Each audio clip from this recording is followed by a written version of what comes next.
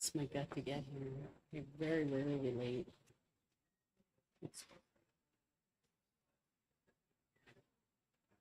I'm not gonna start it. I can just wait.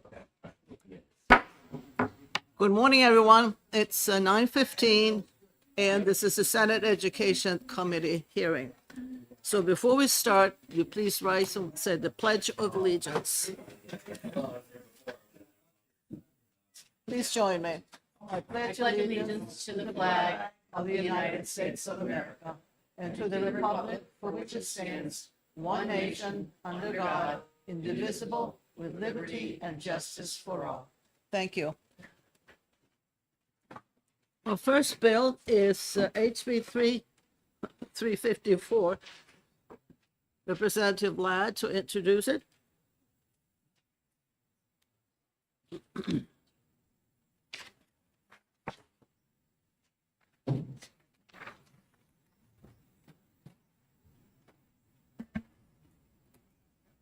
Good morning, Madam Chairman and members of the Senate Education Policy Committee. For the record, my name is Rick Ladd. I come from Haverhill, New Hampshire, and I'm here to introduce HB 354. This bill is relative to alternative certification pathways for career technical education instructors. This bill is, I do have a sheet which I passed out, so I'll sort of go right down through that sheet so it explains the bill a little bit of what we've done here. Why is there a need for this bill? Well, we found after talking with various associations and groups associated with the teaching and instructing at the career technical education centers that the rules that we presently have in place for alternative pathways are, as you'll see right there on the part way down about the top part of the sheet there where it says, a candidate for a career and technical education CTE specialty area license may substitute the following in lieu of nationally recognized test of academic proficiency required by A identified above. That's in rule, that's in law already. But what it says in rule is 3 years, it requires 3 years of a full-time experience in the area for which the license is sought. And secondly, current industry recognized credential approved by the department in a published list of accepted credentials appropriate to the CTE area in which a license is sought. Now, the rulemaking for this rule area, Administrative Rule 505.1, is a result of 21N, where it gives rulemaking authority to the department and the board to do this. As we're proposing in 354, that the areas we have in rule also be put into statute, but also modifying this, what is in rule, to say 3 years of professional paid full-time experience in the area for which the license is sought. And secondly, a current industry recognized credential approved by the department in a published list of acceptable credentials to the CTE area in which a license is sought. Now, how does this strengthen the licensure process for a person who's coming in and seeking alternative pathways to becoming a CTE instructor? The RSA 21N:9 says rulemaking relative to minimum standards for various education programs speaks to professional, the word professional, numerous times. It also, for example, it talks about professional SAU employees. It talks about professional preparation standards, and it speaks to approval of professional preparation programs for teachers. The word professional is used often, but it hasn't been used for this area of career technical education. While full-time experience simply refers to work done in a full-time capacity, and that's basically 30 hours to 40 hours per week, it can be done without pay for or for pleasure. But professional paid full-time experience specifically denotes work done in a full-time role where you are paid for your services in a professional field that usually requires a higher level of skill or specific certification achievement requirements. And I put an example at the bottom of the page. Full-time experience without the word professional included does not alone raise the skill and knowledge level bar required to be a CTE instructor. You can be, working in a career area such as the one I have down there, full-time experience, maybe working 40 hours a week parking cars. but that's much different from working full-time as a professional at a Toyota dealership as a certified mechanic technician, having completed Toyota training programs and possessing acceptable credentials, i.e. Toyota Technical Training and Education Network, T-10. That means that person's gone through all the certification requirements and are a technician, not just somebody that's bringing your car into the into the business, not somebody that's just parking your car, but a person that has those skills. We need these skills in our CTE centers. Right now, we need folks that have the experience on the job of working with people who are coming to get their cars fixed, but also teaching our students in the CTE centers, be it right here at the Concord CTE Center, which they, by the way, don't have enough bays now to fix these cars. They need more capital hours. But we need people that come in to have that experience and know-how and that are current in what they're teaching to the students. So we're looking to use these people, and of course that's already in statute, but we're trying to beef it up in statute to say that it has to be a professionally, a paid full-time experience, that is their background, and they have to have the acceptable credentials as determined by the department. That would be Director Steve Appleby, to ensure that those standards, those skills that are identified in that, whether it be the restaurant business or the automotive business, they have the skills that are necessary to qualify them to be an instructor in the school, in the center. So with that, I'll conclude. This was passed out of committee unanimously on the consent calendar in the House, and here you be. Thank you. Questions from the committee members? Seeing none, thank you very Thank much. Dan Bennett.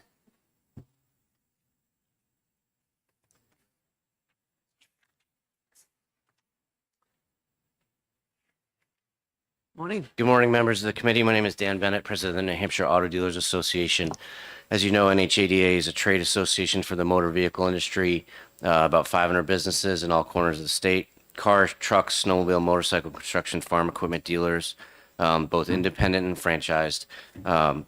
We also run an education foundation, and we work really closely with the 20 high schools that have CTE auto programs and the 5 community colleges as well.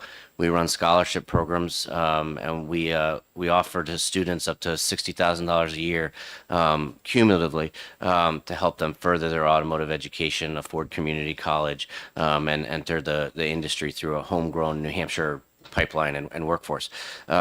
We strongly support HB 354. It's a concept that we have long heard about from our automotive CTE instructors.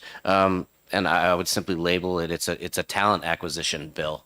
This bill is about allowing the CTE schools to acquire talent from folks that have been in the industry, that have hands-on experiential knowledge. It gives them credit for that. They may not have a master's degree in education, but they've been wrenching on Toyotas for 20 years, like Representative Ladd mentioned. So by giving the Department of Education the authority to make those rules, write those experiential kind of the credentials that would be needed, we think it would be a great addition to the CTE's toolkit to acquire that talent for those teachers that are going to mold and shape our workforce going forward here in New Hampshire. So with that being said, I'll just re-mention and echo our sentiment and our support for 354. Thank you. Any questions from the committee members? Seeing none, thank you very much. Thank you. Is there anybody else in the audience who wish to speak on House Bill 354? Seeing none, this concludes the hearing on House Bill 354. And at 10:30, we'll do the next bill. We have a few minutes. 9:30?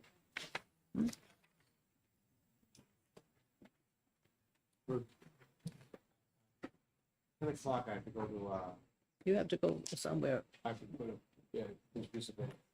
I'll be back.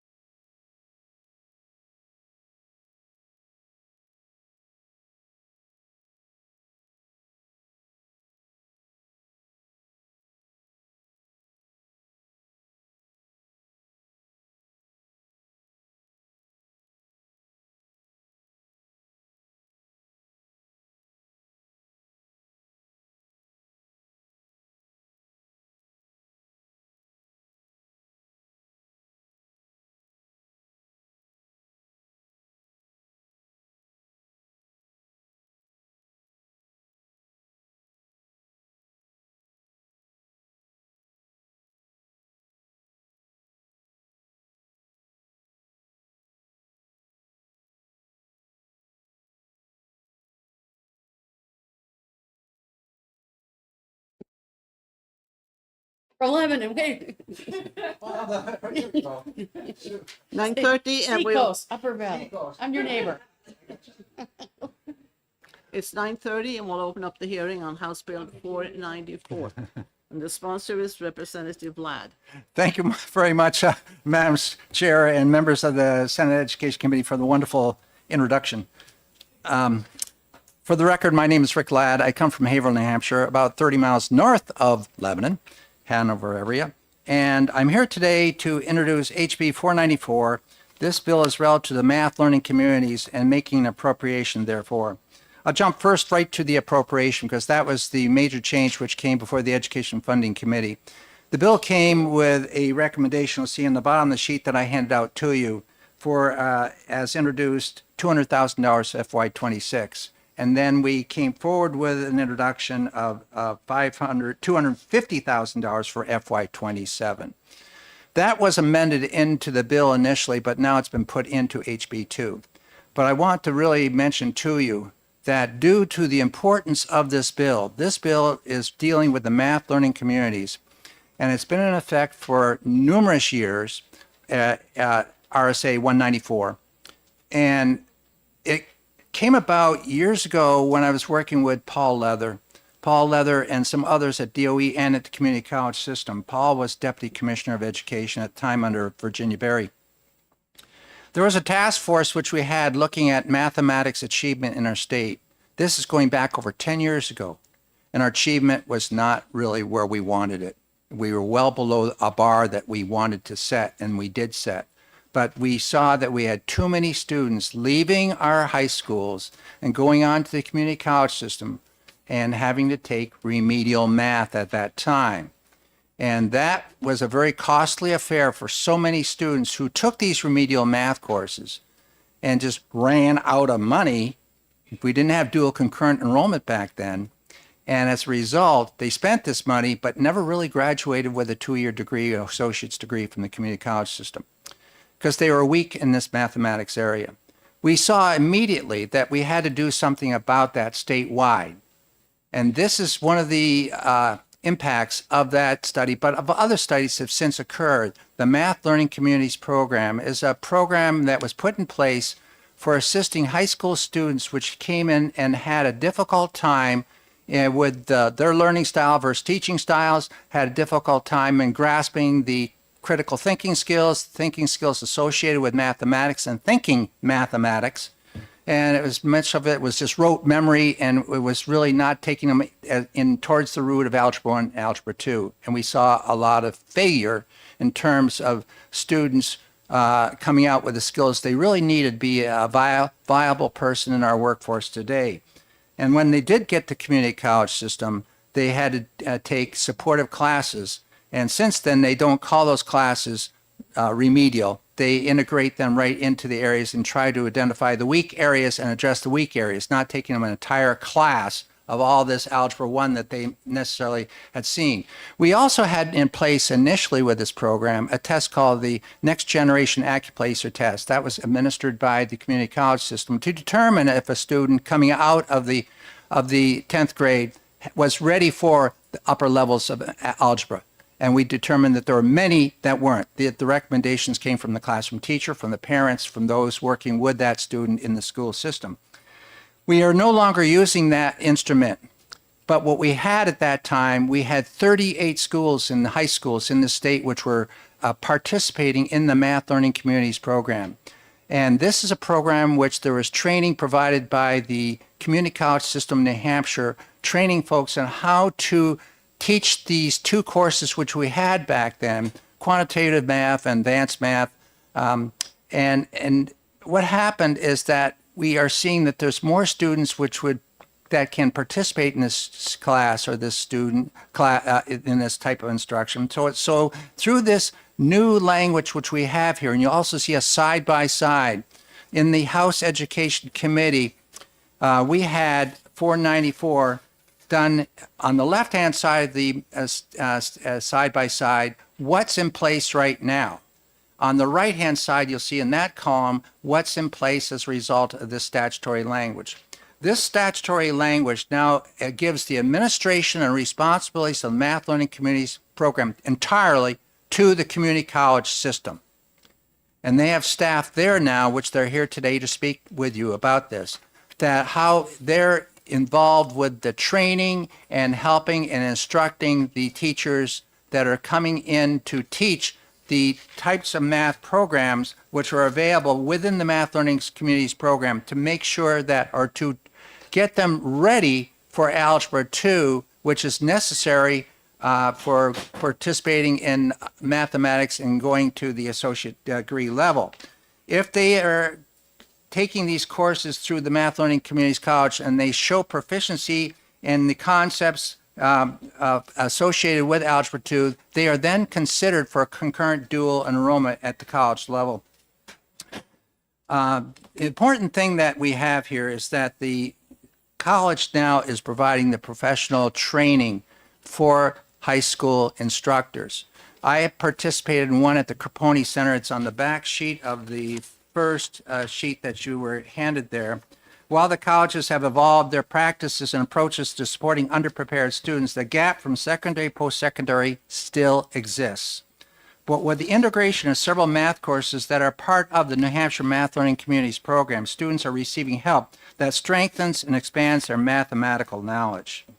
At the Crapponi Center on August 16th at NHTI, there were, she can tell you how many people actually participated. It had to be well above 30 some odd people, well above that. As a result of that, we now have 12 at that time in January when I did this report. There are 12 partnering school districts, schools that are involved throughout the state right now. You can see Interlakes, Manchester Central, Manchester Memorial, Manchester West, Merrimack Valley, Moulton Borough, Nashua North, Nashua South, Plymouth, Prospect Mountain, Spalding, and Woodsville Haverhill. These are schools which are integrating this program right now and getting the support from the community college system.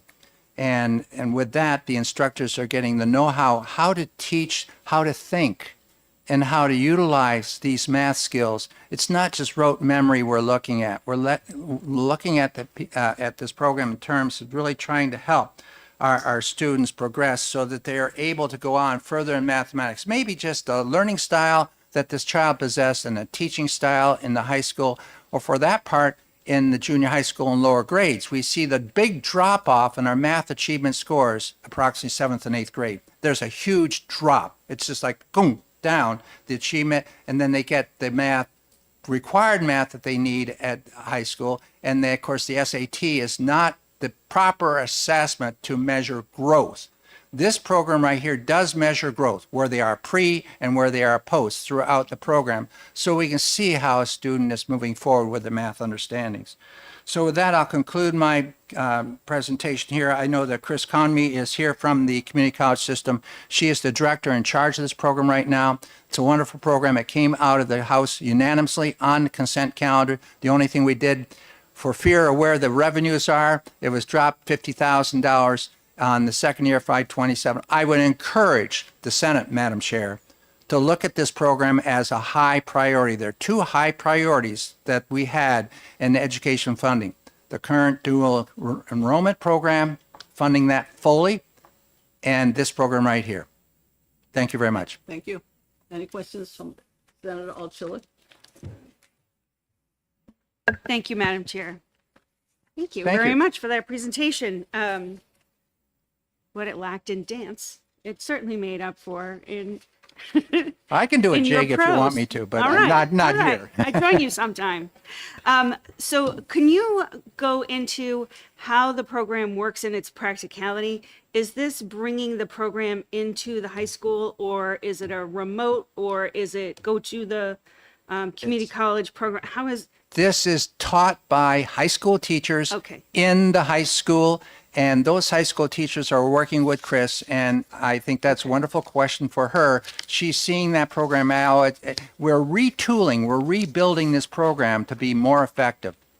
Okay, so this is looking at the back page of the program. Got theater on the mind today. Oh. The back page of your testimony. So this is really a new way of teaching algebra just 2, or is it the combination of algebra 1 and 2? It's teaching those skills associated with Algebra 1 and 2 through different formats and different courses that are available that count towards graduation. Right. And as far as being a new type of program, education is in the business of watching the pendulum go back and forth between one program, we have inquiry math, walls all the way up to the ceiling, walls down, open classrooms, inquiry science, all this. So we go through those swings. I would say a lot of that good old teacher, common sense know-how is incorporated into this, figuring out what is the learning style of this youngster. Yep. Thank you. Thank You're you welcome. very much. You're welcome. Thank you. Victoria Sullivan. Thank you very much, Madam Chair. Thank you. Nice to see you. So I'm glad that we're doing something. Are you aware of how big of an issue that this is?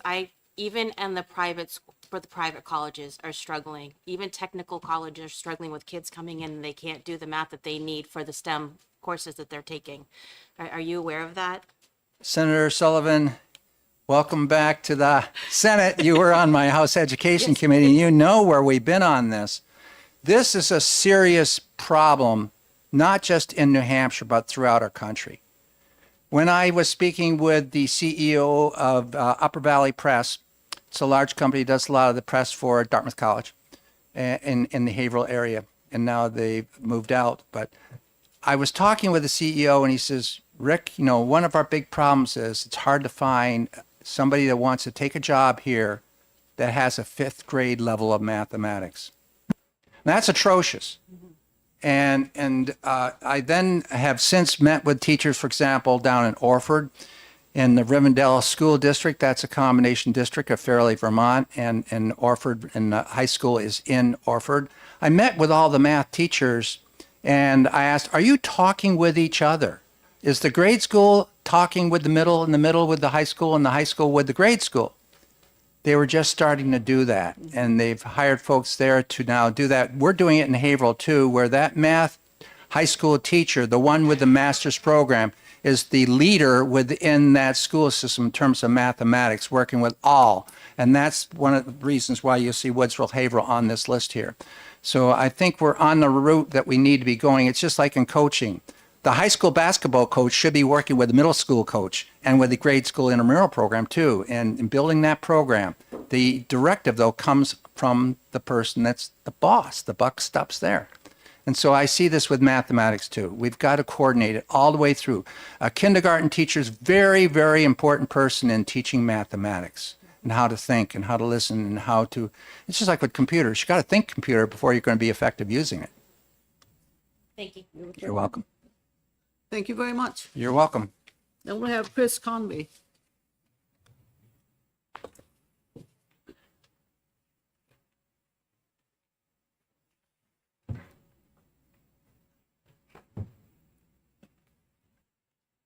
You turn it off, turn it on. There you go. Oh, red, sorry. Thank you very much for letting me speak this morning. My name is Chris Conmey, and I am the project director for the Math Learning Communities program that is based out of the Community College System of New Hampshire. This, as Representative Ladd mentioned, this is a program that had been running for several years. It started out as a grant-based program and ran from 2006 to 2017, and then the grants unfortunately went away. When you have a program that is up and running, generally speaking, education grants tend to be towards getting programs up and running, and then the programs have to self-fund to continue. This program doesn't really have a funding opportunity. So unfortunately, after the last grant expired, the program kind of dissipated, although many schools who were participating in the program continued to run the courses. Then a few years ago, the funding was put through here at the House to be able to start the program back up again based on the success that it had had before. And this now is a renewal of that. One of the things that we were doing now, so as Representative Ladd said, this program started out to try to help students get more prepared for college because we had a huge college readiness problem. As somebody who taught at both the high school level and the college level math, that is something that I have very firsthand knowledge of. And so when I was hired to lead this program, I was able to take that knowledge, and we also started out doing a lot of research. We developed a project leadership team, which is a combination of community college math department heads and high school teachers from around New Hampshire. And they are the ones that determine the direction of the program, determine the courses in the program, determine the curriculum in the program. And we looked out nationally to see what other programs are out there trying to accomplish a similar goal so that we aren't just creating something from scratch. We did a lot of research around that. There are many, many states doing or trying to implement programs like this with a lot of success. And we were able to get that research and connect in with those states and use some of that as we developed our program as well. We also wanted to expand the program to not just look at college readiness, but really to look at, career and life readiness. So whether a student was planning to go to college directly from high school, if they wanted to go into an apprenticeship program or some kind of a trade program or other career program, if they wanted to go directly into a career, to make sure that those students had the foundation in math that they need to be able to be good consumers and citizens in this world, especially with the amount of data now. Data science is and statistics is something that's really come up. So we wanted to build upon the success that we had before. And the way the bill was written for the first couple of years, it really focused on those readiness years of juniors and seniors. So we've developed a course called Algebra 2, Functions Modeling and Quantitative Reasoning, in concert with UNH and looking at the standards that they require for admission, because even if a student doesn't choose to go to college right when they graduate high school, we don't want to close any doors and have them graduate high school in 5 years, want to go to college and find out they didn't have the foundations that they needed. So we worked with them to make sure that the students in this program will be exiting with the knowledge that they need to enter into a public university, a private university, trades or career, whatever they would choose. As Representative Ladd mentioned, last summer, we decided, even though we weren't going to be able to launch courses in the fall of 24 because we were just developing it, we held a conference and invited teachers, high school teachers from around the state to attend to get some professional development, but also for us to be able to communicate with them and start to build a community around this effort. Somebody mentioned earlier here the communication among teachers in a school district, which is sometimes challenging to have happen. And we're trying to expand that to communications across school districts and the sharing of all of the knowledge that teachers have, the sharing of the experience that teachers have. So we started that with the conference last year. We did some professional development. We spent a lot of time listening to teachers and listening to what their challenges were in the classroom. And then as we developed the curriculum this year, we were able to respond to a lot of those challenges and develop a curriculum for Algebra 2, as well as a dual enrollment course, Statistics, which is something that students will then be able to take in the program for college credit. The State Board of Education is also proposing and may have already passed the rule that they're going to be requiring statistics for graduation. So this already sets schools up to be able to do that as well. So, the goal is to provide students the opportunity to master math using a pedagogy and methodology that is, nationally researched. We know that it works. It's it moves everybody away from algorithms and memorization into exploration. What can you do as you explore a concept and learn to struggle a little bit with it and learn to, come to some understanding on your own, as opposed to coming into a classroom where somebody dictates notes to you and then you have to try to do some problems. So it's a much more engaging opportunity for students. Mathematical discourse and talking about math in the classroom is something else that's really promoted.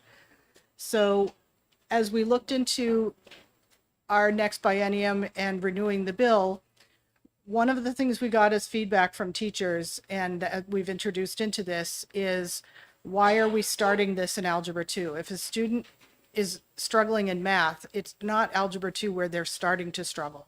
They're starting earlier. So we widened the scope of the bill to be able to allow us the flexibility to offer additional classes that aren't just at the junior and senior level. We could offer classes to freshmen who are coming out of middle school already largely disenchanted with math, and hopefully get them re-engaged with it through this exploratory and discussive methodology. So being able to expand that, opportunities for students. A huge part of what we do too is also the development of the teachers. So when a school chooses to partner with our program, we are committing to not only providing the curriculum to those students, but we are training the teachers on the curriculum. We are providing them professional development opportunities to learn how to master this different type of pedagogy that they're generally not using at this time.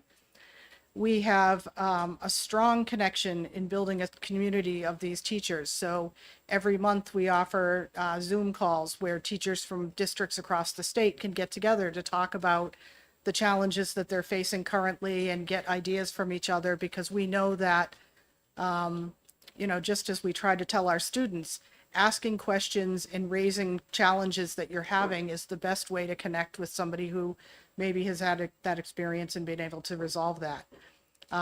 So we do a lot of training and professional development with the teachers. We will have another conference this summer that we will be, although a lot of our training and professional development is focused specifically on the schools that have decided to partner with us to offer this curriculum at their high schools. The Summer Institute, we broadened to be able to offer it again to all high school teachers who might be interested in attending, so that we don't strictly limit this possibility to students. And hopefully some of those teachers will go back to their administration and say, can we become part of this effort as well? So, we appreciate that the funding that the legislature has been able to give us. Most of that funding goes in the direction of the curriculum development and paying for the training and the professional development that we offer to teachers. And, we really look forward to being able to move forward with this bill and move forward with this program to offer to teachers across the state. We currently have 12 schools that have signed memorandums of understanding to launch the program, and many others that are interested.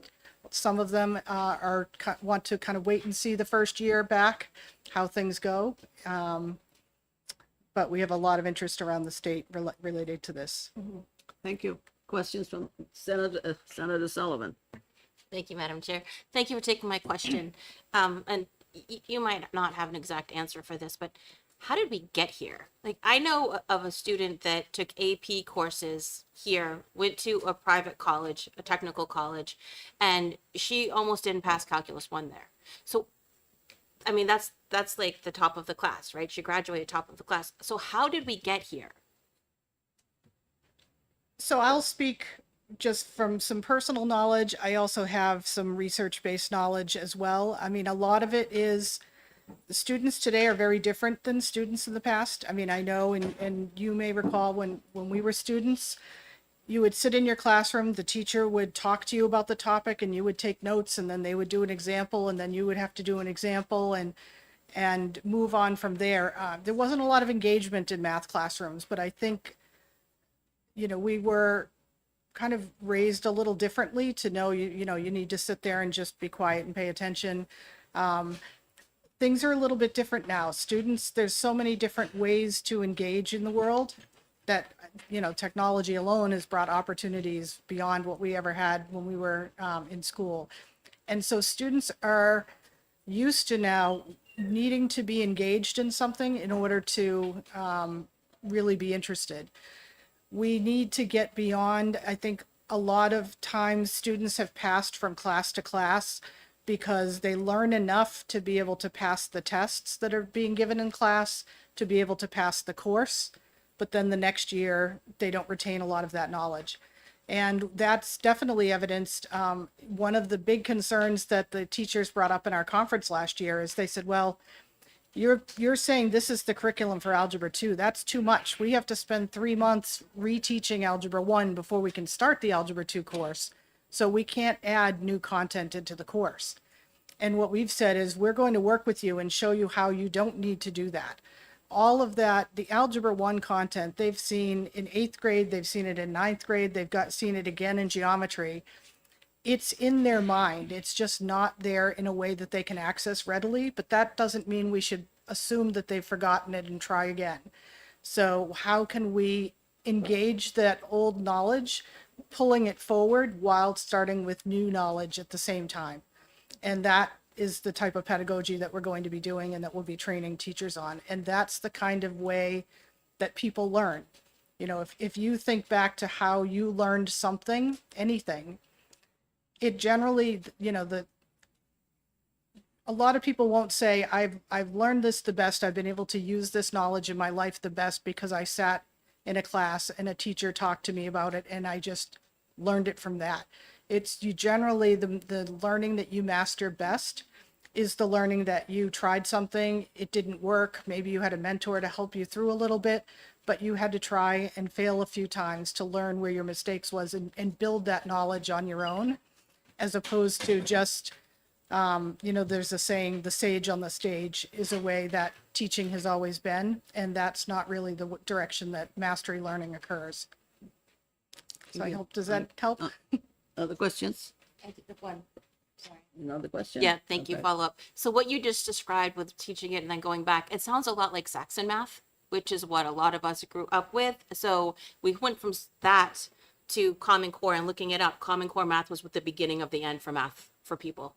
And, you know, the professionals were 100% behind it, right? And parents were speaking up, we were told we were crazy, but here we are, right? What you just described, it sounds like Saxon math from the 70s. Is that pretty accurate? A little bit. I mean, I think we need to stop, you know, we'll try this, let's stop, switch directions. Now let's try this. Okay, that didn't work quite as well either. Let's stop, let's switch directions again. Instead, what we're trying to do is incorporate a lot of that. So for example, you brought up the Common Core state standards. Those will be incorporated in this as far as what students need to know. The way that it's being taught will be different, and we'll be working much more closely with teachers to help them and train them and provide them support while they're teaching students to help them understand how to implement these methods, because this is going to be a big change for teachers. I mean, I can tell you as a teacher myself, the concept of watching a student struggle and not saying, oh, wait, here's where you went wrong. You just need to, you know, stopping and saying, let's not do that. We're going to have them working in groups. They can work with each other, have them discover themselves where they went wrong, have them learn from each other a little bit, have them be able to speak to each other about what they're learning. That's the kind of way that you build that knowledge inside yourself. The content can be whatever you want it to be. In fact, you know, one of our challenges in working with UNH is there's no standard that says Algebra 2 starts here and ends here. We're working with the New England initiative as well, that we're trying to just define where do these courses start and end, but the focus needs to be on how the students are learning, because that will also allow the students, as they learn how to learn, that's the best way to provide people preparation for their life. You know, you don't graduate from high school or college knowing everything you need for the rest of your life. You're going to be continuing to need to know how to learn, and you aren't going to have a teacher standing up in front of a classroom to teach that. So we need to start modeling in our schools the way that students will be learning for the rest of their lives. Thank you. Any other questions? Thank you very much. Thank you. And I will leave with the clerk some information about the program, that if you would like some more details. Excellent. Is there anybody in the audience who likes to speak on House Bill 494? If not, it concludes the hearing on House Bill 494. And we can go right into the next one, which is House Bill 677.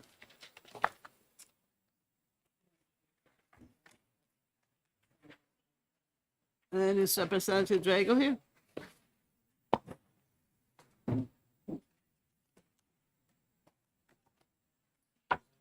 Representative Jago?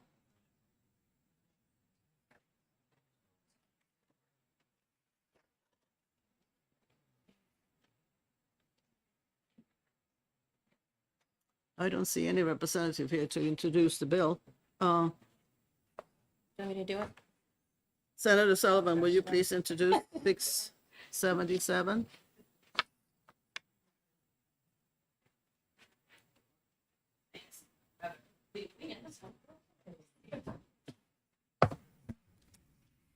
Good morning, Madam Chair, and members of the committee. This bill requires public schools to maintain supplies of epinephrine inject. Is everybody else's copy like that? I'm going to wing it. I assume it's the injectable and the nasal spray for use in the event of allergic emergency. Required annual reporting. Summarize such supply for use. Requires at least one assistant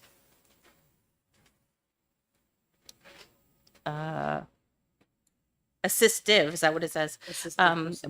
Personnel to be available as many hours, I can actually read, it's just really faded, of the school day covered and provided as appropriate to the Department of Education for reimbursement of such supplies. Thank you very much. Do we have anybody wants to testify? Nobody wants to testify on this bill, okay? That concludes the hearing on 677. And in about 1 minute, I'll go right into the next one. Representative Ladd, I believe that we had a bill when I was with you that allowed the epinephrine to be administered. Yeah. Okay. Yeah, and the nasal.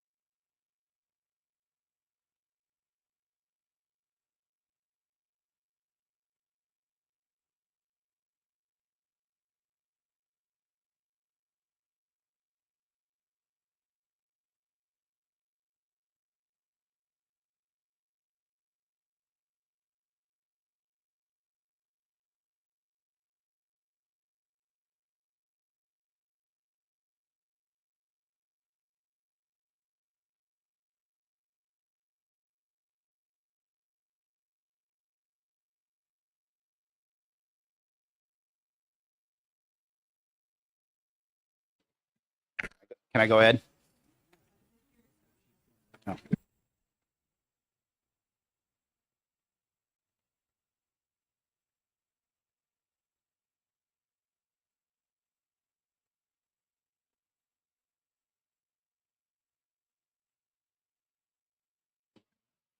Good morning.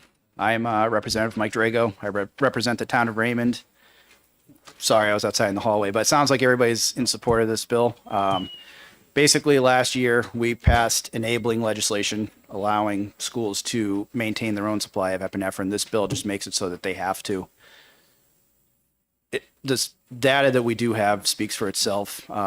New Hampshire doesn't really keep stats on epinephrine use in school systems.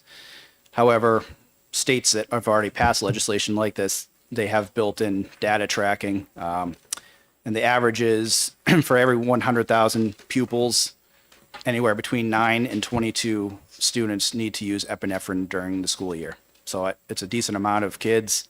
Multiplying that out over New Hampshire, there'll be several in New Hampshire that have to use it. We just don't have that data now. But the most concerning part, or the reason for the legislation, is anywhere between 17 and 27% of the people that do have to use epinephrine in schools don't have a prior allergy or known allergy. So right now, the only way is epinephrine is in schools if the schools act on their own and they purchase their own epinephrine, or if a student brings it in.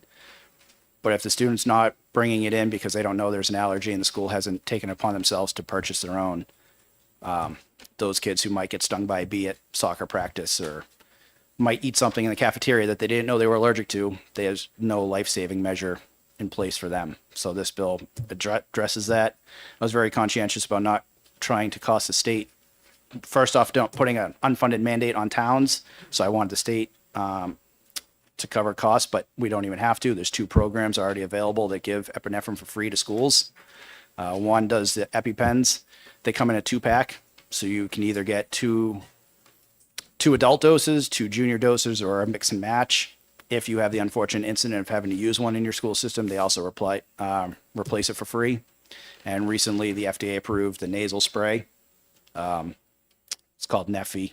There'll probably be other brands that come out, but they also give out 2 free doses, and they also replace it for free. So in reality, we're putting EpiPens in every single school at no cost and potentially saving lives.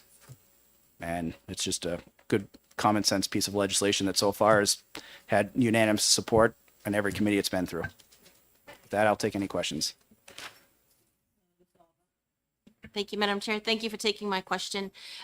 When we had this in the House years ago, there was a nurse that came forward that said that it's not that kids aren't aware that they're allergic to something, but they're introduced to new things in the school and in the environment and things that they hadn't been introduced to before, so it presents itself. But are you also introducing, is there a large population of students that might not be able to afford the EpiPen when they have known allergies? Because sometimes they can be up to $600-700 for the prescription. That is a very good question. So I actually have a child with a peanut and tree nut allergy, so I can actually speak to this. The price has gone down. We saw, I don't know, 4 years ago, Congress had this whole thing about why does it cost so much for an EpiPen? We were paying close to $600 out of pocket. Our insurance does not cover epinephrine. It's down to about 168 or 170, but you do bring up a good point. That's still a decent amount of money for something that you hope you'll never have to use. And right now, the parents have to buy one for their house. And the other option is you either send it with the child every single day to school, which, let's be honest, kids forget everything, so, or they're going to lose it. So the other option is to buy a second dose. And now you're up to, $340 to $400, basically, so a child can attend school safely. So this makes it so that the parents technically don't have to, if they want to, they can still send one to be safe, but they won't have to because there will be one in the school that they can be used if needed. Thank you. Yep. Thank you, Madam Chair. Thank you for bringing the topic forward. I'll disclose that one of my children, I really don't like to, talk about this very much, but one of my children also has a life-threatening allergy. And our family, understood, not covered by insurance, has spent over $25,000 on epinephrine-related products through their adulthood. So it's wildly expensive, and grateful for Congress taking it seriously. My concern with this program is that it relies on a program, the state would rely on a program that's at the discretion of a pharmaceutical company. So it exists today, might not exist tomorrow. And to require a particular product be carried in the school at the expense of the school is where, I have significant problems with unfunded mandates and telling schools what they have to have on site without giving them the resources to go get it. I think that if the state would you be open to, or had you looked at there being another way for the state to put a fund together or create a fund that would be open for, filling from these programs? Because this program exists today, but in 5 years, it may not exist anymore. And we know that products come on the market. You may or may not, I don't know how old your children are, but you may have gone around the AviQ merry-go-round. Also, different program, different product, costs different amount of money. Now we're back to another thing. So I'm just very hesitant to require schools to carry a particular product without giving them resources to do it, because it's wildly expensive. So that's a good question. You actually brought up a few good points. When I started, this legislation has actually been in the works for probably a year and a half. So when I started, my original intent was to have the state purchase it in bulk supply. I found out you have to have close to 10,000 doses before you actually start saving money. So that was kind of a no-go from the beginning. We're not going to end up buying that many doses. My second thought was, I, like you, I didn't want to have unfunded mandates on the school district, so I actually wanted the state to pay for it if they weren't able to obtain it through one of the free programs. The programs themselves are listed. You don't have to go to these programs. It's basically just to purchase it through any of the free programs. It just happen to be these ones. If another one comes on the market, you're allowed to use that one as well. If there's another nasal spray that comes on the market, right now it's only one, but I'm sure there'll be others in the future. I have doubts as to whether it'll ever disappear, and the reason behind that is we all know from Congress how cheap it is to make these injectors. I mean, it's pennies on the dollar. So this is very good advertising for the companies. It's also a goodwill measure to the public. And now that we have we have brands competing against each other, let's just say the nasal spray continues to give their free doses. The auto injectors aren't going to say, well, my competitor is giving free doses, so now I'm not going to. They're both going to have to say no at the same time. I just don't see that happening. It's just a marketing, in my mind, it's a great marketing tool for them for really no money at all. But the original bill before it was amended in the House had an appropriation. It was $1 at the time, just in case something fell through, that there would be funding through the state. So I'm not opposed to having that. That's actually how I started out, because I don't want the towns to be stuck with having to pay for it. But the goal is to have them try to go through the free program before any state money kicks in. I do. Thank you. Thank you, Chair Ward. Thank you for taking my question. The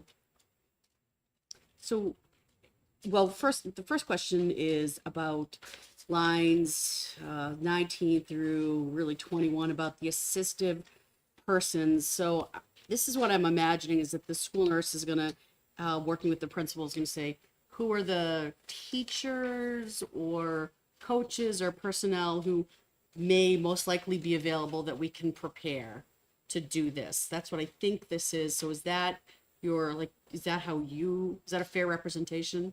Yeah, I wanted to leave as much local control as possible. That nurses know their schools better than I could ever legislate across the state. So the goal is, if I was a nurse, I would be identifying people throughout the day to cover as many hours of the day as possible. So, somebody for early drop off, somebody for after school, bee stings are a big one. So it would make sense to have at least one coach identified, but it's up to the nurse. Follow up, and appreciate that. The thing I'm just wondering about, saying to cover as many hours as possible, might be too vague and left open in a way. I mean, the reality is that there may not, even with this legislation, somebody might not be available early in the morning or later in the day. And I'm not against this. Okay. I'm for it. I've worked to get EpiPens, Narcan, AEDs, tourniquets out everywhere possible because these things save lives. But I wonder if we're putting ourselves in a position that might create a liability by saying as many hours as possible. So I want to think about a way to just designate administrative. I need to think about what the wording might be, but I hope you're open to maybe a friendly amendment there that doesn't put a school district in a position where it says as many hours as possible. I'm not, it seems vague. I understand what you're trying to get at, but maybe we can just cut it as administrative personnel. I need to put more thought into it, but what I'm just putting out there is I think this is too vague. I want the assistive personnel, but I wonder, we just need to come up with different language that doesn't create an open door for a question of liability. I see where you're coming from, and I'm not opposed to it. I left it that way because it's as possible. So I guess technically the school can say, well, we just don't have anybody early morning. It's not possible for us. So I left it that way intentionally, but what you're trying to do is what I'm trying to do. Try to get as many hours of the day covered as possible. But if you think there's a better wording to limit the liability, then yes, no, I'm not opposed to that. And can I have one more thing, Senator? Follow up? Sorry, Senator Song, quickly. I think there may, to Senator Alschuler's point, and we did this with the AED bill for emergency action plans for sporting, is we added on a fund.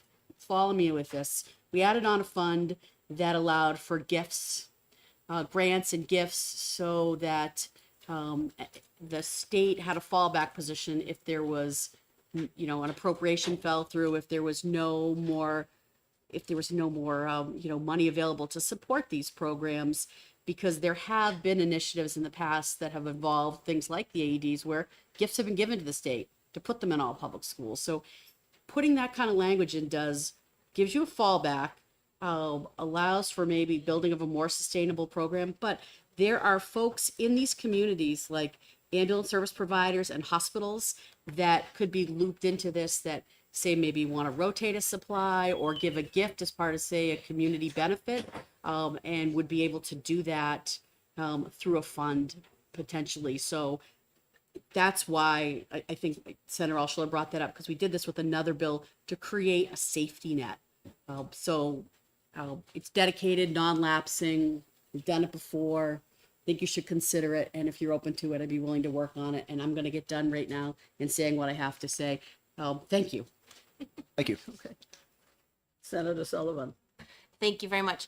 So I believe that the administering of epinephrine is covered under the Good Samaritan law. Is that true? Do you know that? Yes, and it's also already in the RSAs that they're, if you're doing it under goodwill, you're covered. But I think she.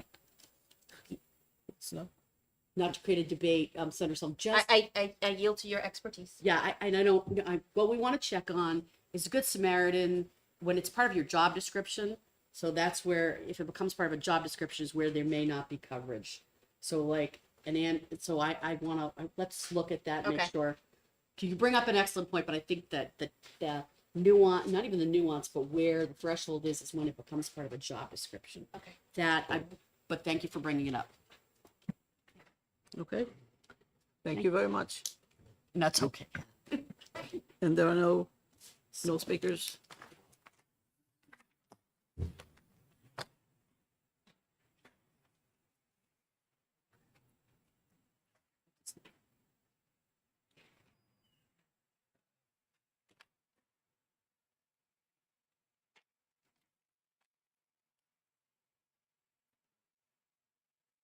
Got a couple things we need to do here.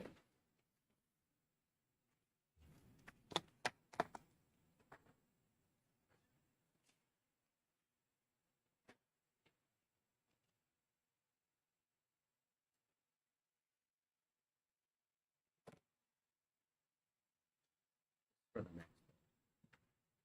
There's no speakers for this bill. No, not for this one. Not Okay, for that. okay, fine. What's that? That's for 115, right? Yeah, this one comes first. Okay, that concludes the hearing on House Bill 677. And we will move into 781. And the prime sponsor is Representative Litchfield. Welcome. Thank you. Good morning, Madam Chair and fellow senators. My name is Representative Melissa Litchfield. I represent the towns of Brentwood, Fremont, and Danville. I brought forth this legislation due to an education conference that I attended back in November. I believe you were there as well. I think you were possibly there as well, Senator Ward, the Excellence in Education Conference. Probably. So I attended the conference, and I hadn't really realized until I was listening to some of the speakers what a real issue this is, to be honest with you, because for my children, I have 4 children, they don't have this in their schools because either the cell phones aren't allowed or the cell phones are taken away at the beginning of class, whether it be put in a shoe rack or it be put in another bucket. I quickly realized that not only am I very passionate about this, it's also one of the governor's priorities.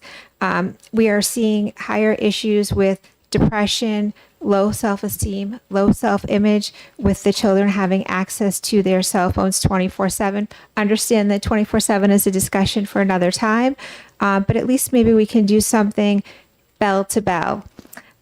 We received testimony in the House from teachers, students, and administrators who have actually gone ahead and used different programs. For example, there was one vendor called Yonder that they were utilizing, where there's actually a pack that is purchased, and the students keep their telephone in it all day long. And then there's a magnet, so when they exit the school, they're open to swipe it and to open up their phone. And part of why I think that is so popular is it's really $1,000 or $1,200 computer that these children are carrying around. I think it probably gives the parents comfort that the children have the phone with them. So originally, when I put forward this bill, I had originally had a financial note for $250,000. I was looking to actually do some type of a pilot program. And I was thinking what we could do is we could have different schools. This pouch program is about $30 a pouch. I was thinking that we could have schools that were interested come out and apply for this pilot program. And I had no doubt in my mind that it would be very successful, and I thought it would gain momentum, and then other schools would want to hop on board. As it stands, the way the budget is right now and the way revenues are down, we don't have an appetite right now for that in the budget. So the financial note has been removed.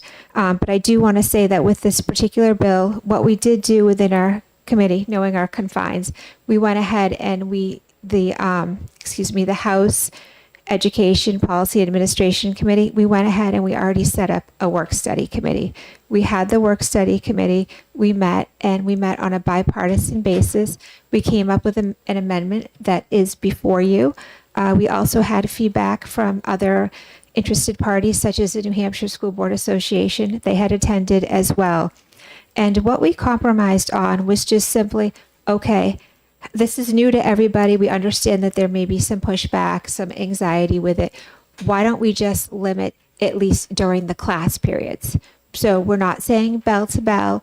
We're just saying during class instruction time, let's take the phones away. One of the other things that we heard during testimony is the teachers are very hungry for us to make this a state law. They're saying, please, just take it out of our hands, because they're getting pushback from the parents at this point in time, where parents are concerned about not being able to get a hold of their children.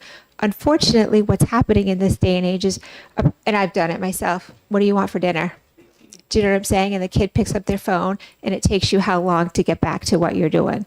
So what we did is we just said it would just be during classroom time, and we carved out exceptions, because there are some children due to special needs that will need, or health issues, they do need to have their phone, whether it's insulin or diabetes, they're using their cell phone.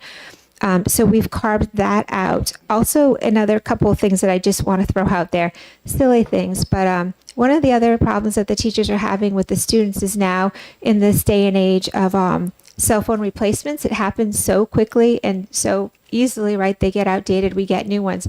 The staff members are saying, hey, give me your phone, it's not being used inappropriately. And the kids are pulling out a dummy phone. So it could be a phone that's already expired within the household, or that's just sitting around, and they say, this is my phone, and they give it to the staff member. The staff member doesn't know any better. The child still has their phone throughout the day. Just want to make sure that I've covered everything. Yeah, I think this just about covers it. Thank Okay. you. Questions from the committee members? Seeing none, thank you. Thank you so much. Thank you. No speaking? Okay. Is there anybody in the audience who wants to speak to this bill? Seeing none? That ends the hearing on House Bill 781.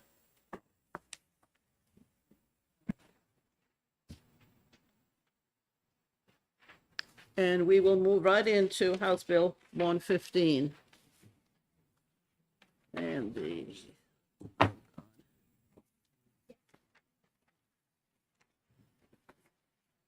Let's see, the prime sponsor is Representative McDonald.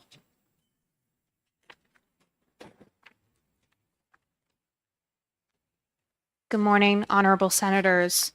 I am Valerie McDonald, representing Rockingham 25, which consists of my friends and neighbors in my hometown of Salem, New Hampshire. First, thank you for the proactive steps this committee and the Senate as a whole have taken to support school choice. Knowing you've already listened to a related, lengthy public hearing, I will not focus on how the EFA program benefits everyone, from students to taxpayers.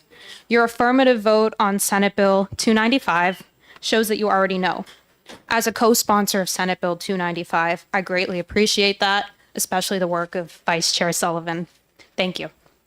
However, as the prime sponsor of today's bill, House Bill 115, and after speaking with several stakeholders, I am asserting that House Bill 115 is the preferred bill to move forward, and today I will speak about the reasons why. The key distinction is that House Bill 115 enacts a truly universal program beginning in fiscal year 2027. In fiscal year 2026, the maximum eligible income increases to 400% of the federal poverty guidelines. Personally, I look forward to the day when no child is turned away from an education option that best meets their needs. Unfortunately, under Senate Bill 295 as amended, children would still be turned away, not because of their parents' income, but because their parents did not fill out the application as soon as other parents. How is that the fault of the child? It's not. That's assuming the program would accept students on a first come, first serve basis, which the amended Senate bill leaves unclear. Currently, the EFA program has rolling admissions so that students can be accommodated throughout the school year.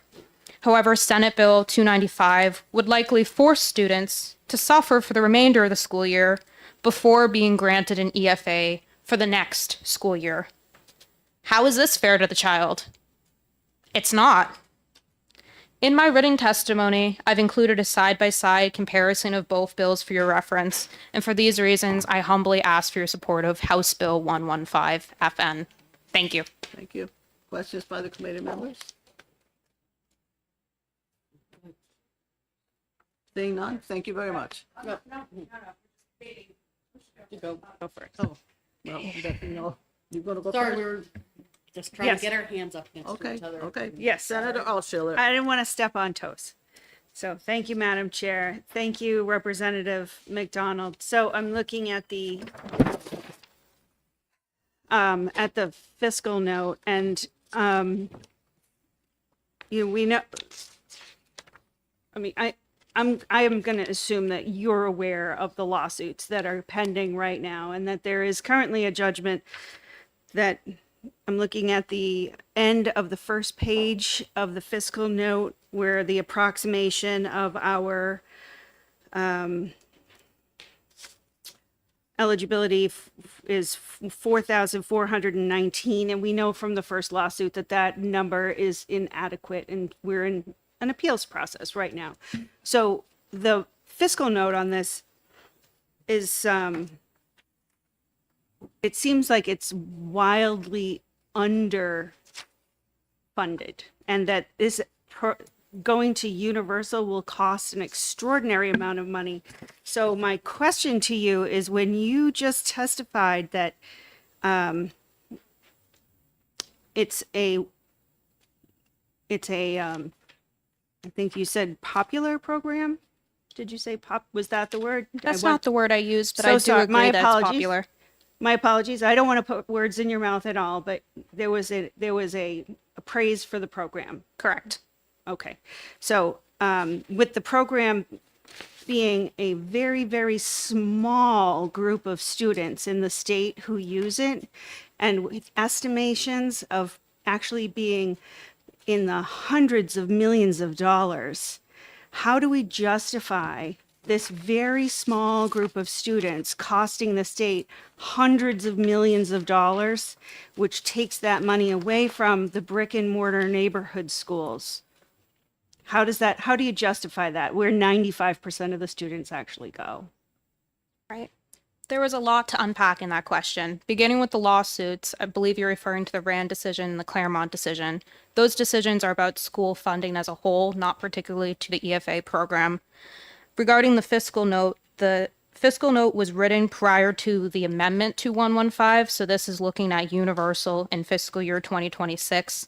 The bill as amended looks at that in 2027, just increasing the cap for fiscal year 2026.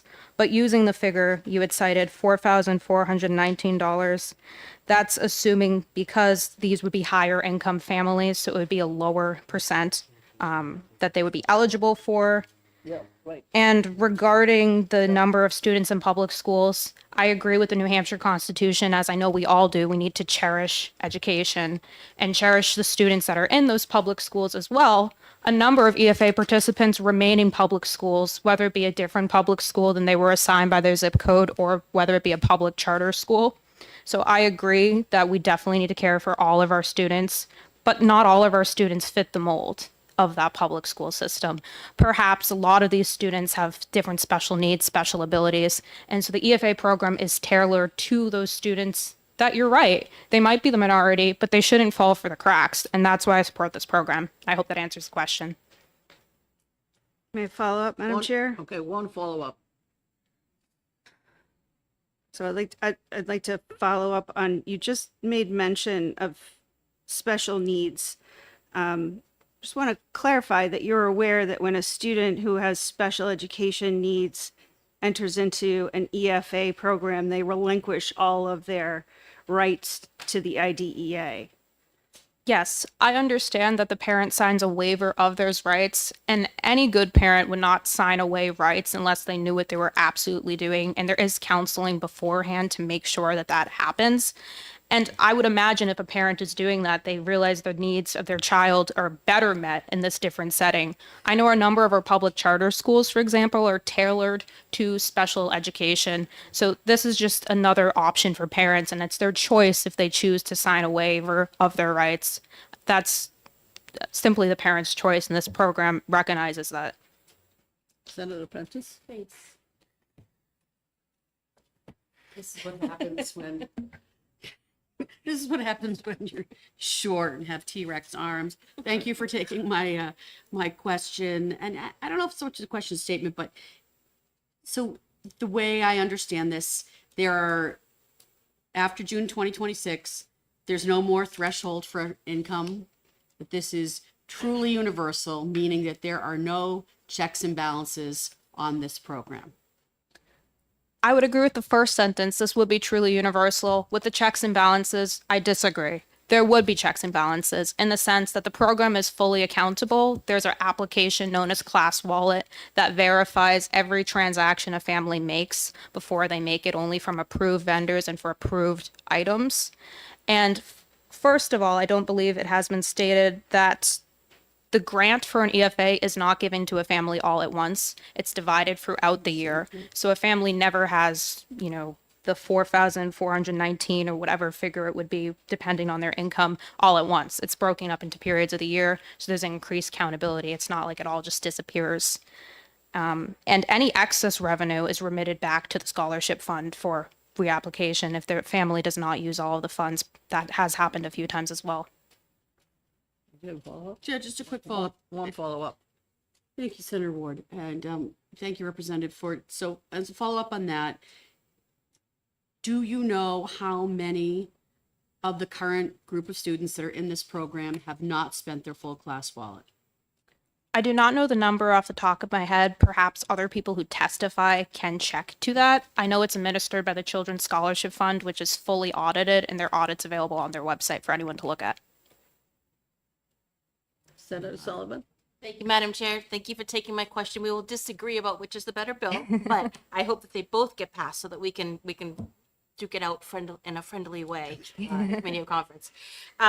Just one clarification: the families do not receive the funds. the scholarship fund receives the funds. The parent, the families submit an invoice for reimbursement, right? So if your child goes to a private school, you get an invoice that you send to Children's Scholarship Fund through Class Wallet. They determine if that invoice will be paid, and then that is paid to the school. So the parent doesn't actually receive that fund; it's reimbursement to the school.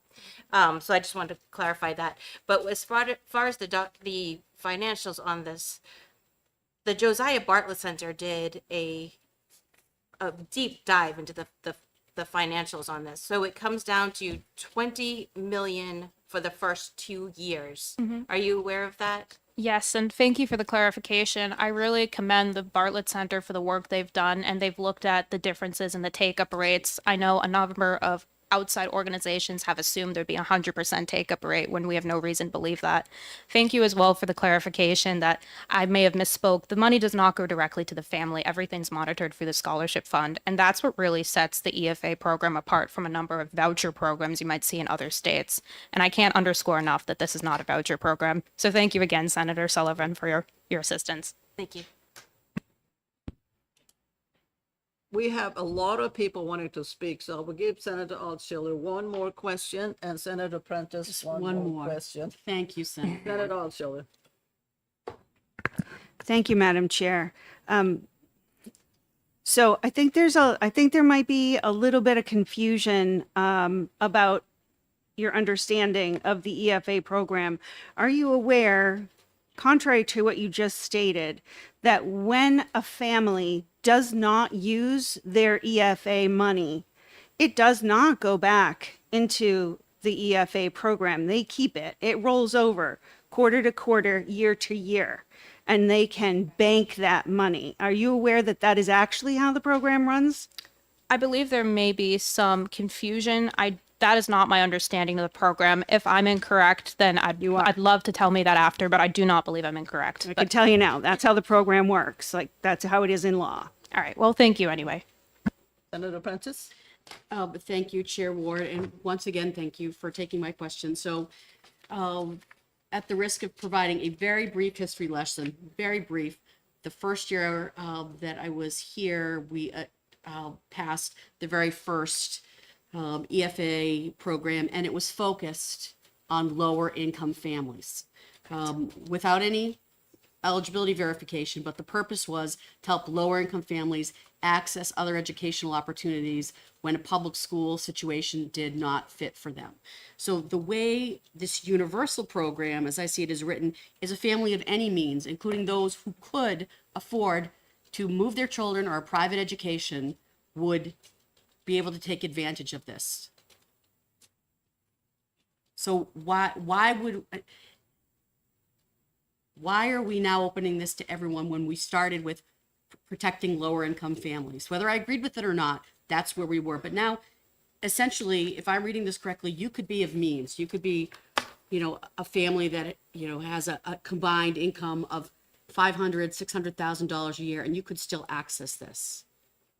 Thank you for the question. And I do understand that concern. It's been shared by a number of people from your caucus.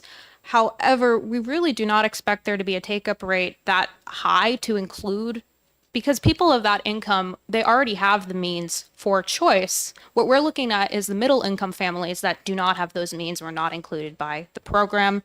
I don't think that higher income families that could have easily afforded this would be chasing every receipt for the scholarship fund to make sure every transaction. It would be too much of a burden on the family. It wouldn't make any sense. The families that are in this program, a lot of them are making a significant sacrifice in terms of transportation. It's not easy to go to another school in terms that isn't there. And if I may finish answering your question, although this program began when it was, I believe, the 2021 budget and beginning the 2022 school year, yes, for lower income families. However, I don't believe it's the child's fault. I can tell you with certainty, it's not up to the child and the income of their parents or the zip code their parents choose to live in. And with the Senate bill version, what time their parents apply, none of that's up to the child. And I just want to include fair opportunities for every child to get their educational needs met. That's what 115 is about. That's what the EFA program is about. And that's why I ask you to support this bill. I understand your difference of opinion, but I still ask for your support. Thank you. Senator Sullivan has one more question. Thank you. And just for clarification, so it does roll over if you're still in the program to help with the costs. You don't, people don't pocket that money. And if your child graduates and still has money left over, it does go back to the scholarship fund. Furthermore, are you aware that even wealthy families are able to use public schools at a cost of $24,000 a year? And with the EFAs, they would only be using $5,000 a year of taxpayer money? Yes, I am. Thank you. We do not means test for public schools, regardless of the family's income. The same family you had mentioned with a $500,000 income, Senator Prentice, would still be eligible to attend a public school. And so I believe they should be able to attend a school of their choice as well. Thank you, Senator. Thank you. Thank you very much. Thank you. Now, we have a lot of people who like to testify, and I'm gonna have to limit each testify to 3 minutes. Want me to run the clock for you? That would be great. So the first one is Sandra Gann Cannon.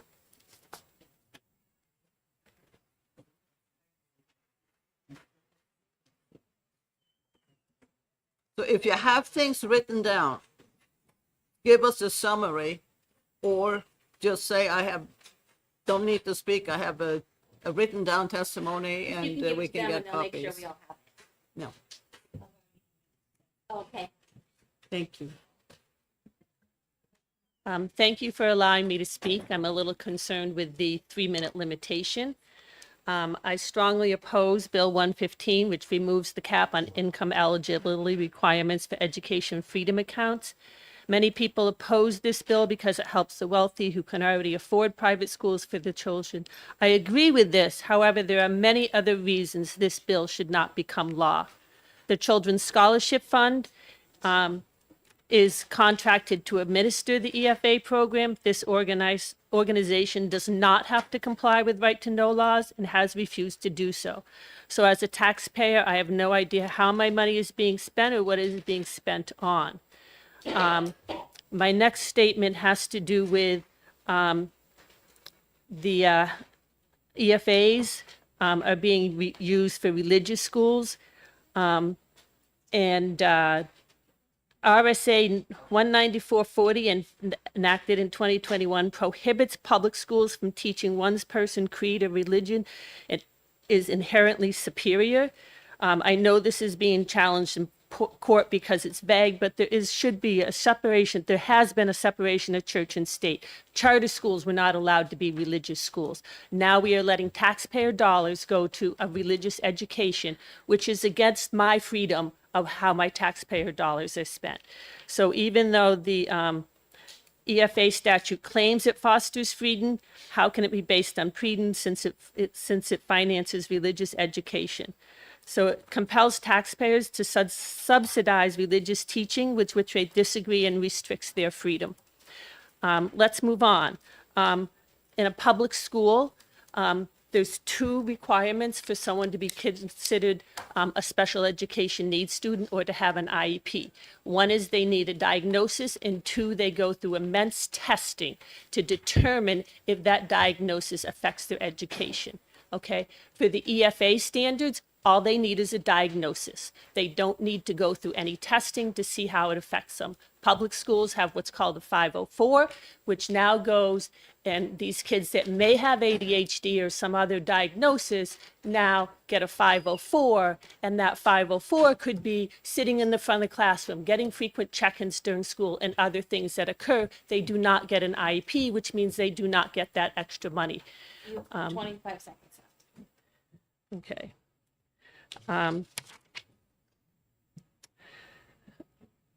There's so much more to say on this. There was a bill, Senate's Bill 203, that was supposed to close the loopholes in the vouchers. That got inexpedient to legislate. That's something that really does need to happen.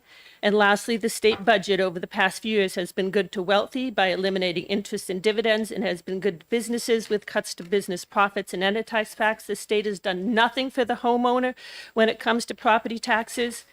I encourage you to table Senate Bill 115 at this time. Money is tight. Rules that Time is apply to up. public education should apply to private education when taxpayer dollars are used, and the state should be administering EFAs so taxpayer dollars are accounted Your for. time is up. Do you want us to take a copy of your testimony so you can have the whole thing? You may have a copy of it. I did email it to everybody. You did? Yes. Okay, thank you very much.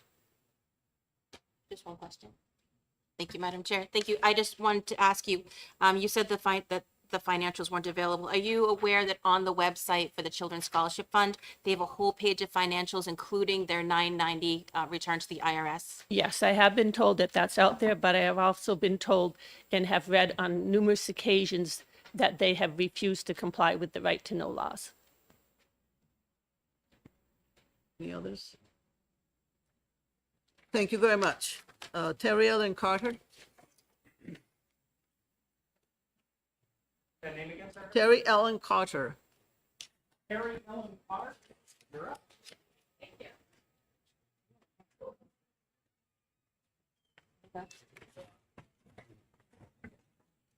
morning. My name is Terry Ellen Carter. And you have 3 minutes.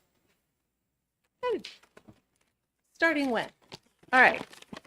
Thank you for this opportunity to speak. This has been a surreal, unreal, down the rabbit hole budget season. Schools are being assailed from all angles, asking teachers to do more with the same amount or less, restrictions on curricula, all over the place. But there's one variable in any budget, and that is means testing.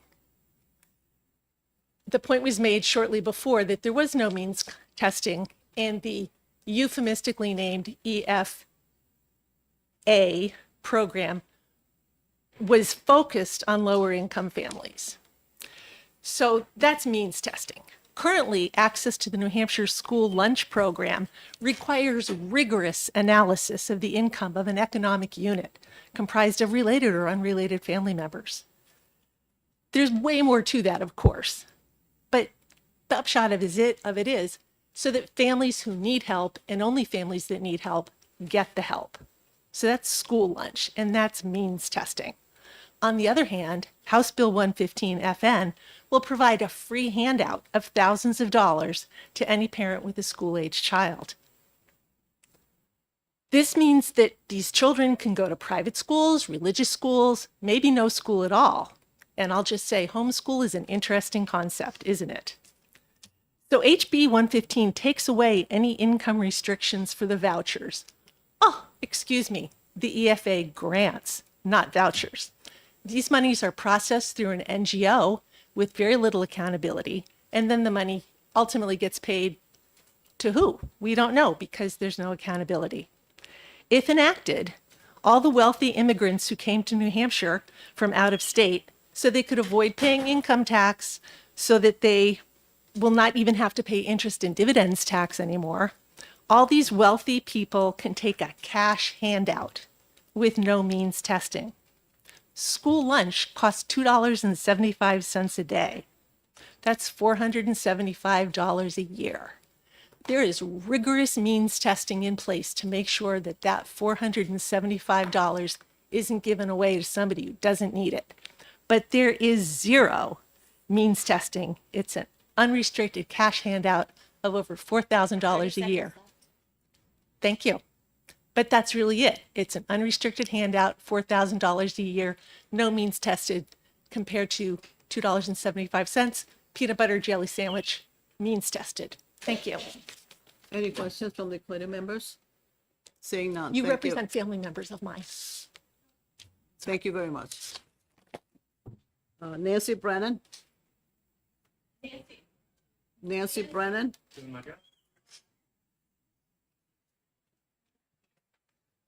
Sorry, it's hard to hear out there. And whoops, we have our phones on. We're a minute behind. So we don't get it. My name is Nancy Brennan. Thank you very much for taking my testimony.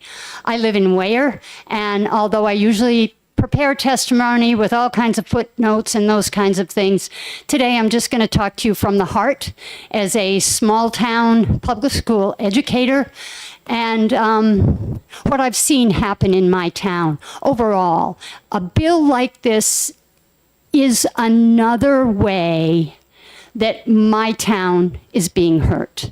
I live in Ware. We struggle every year to get our budget passed.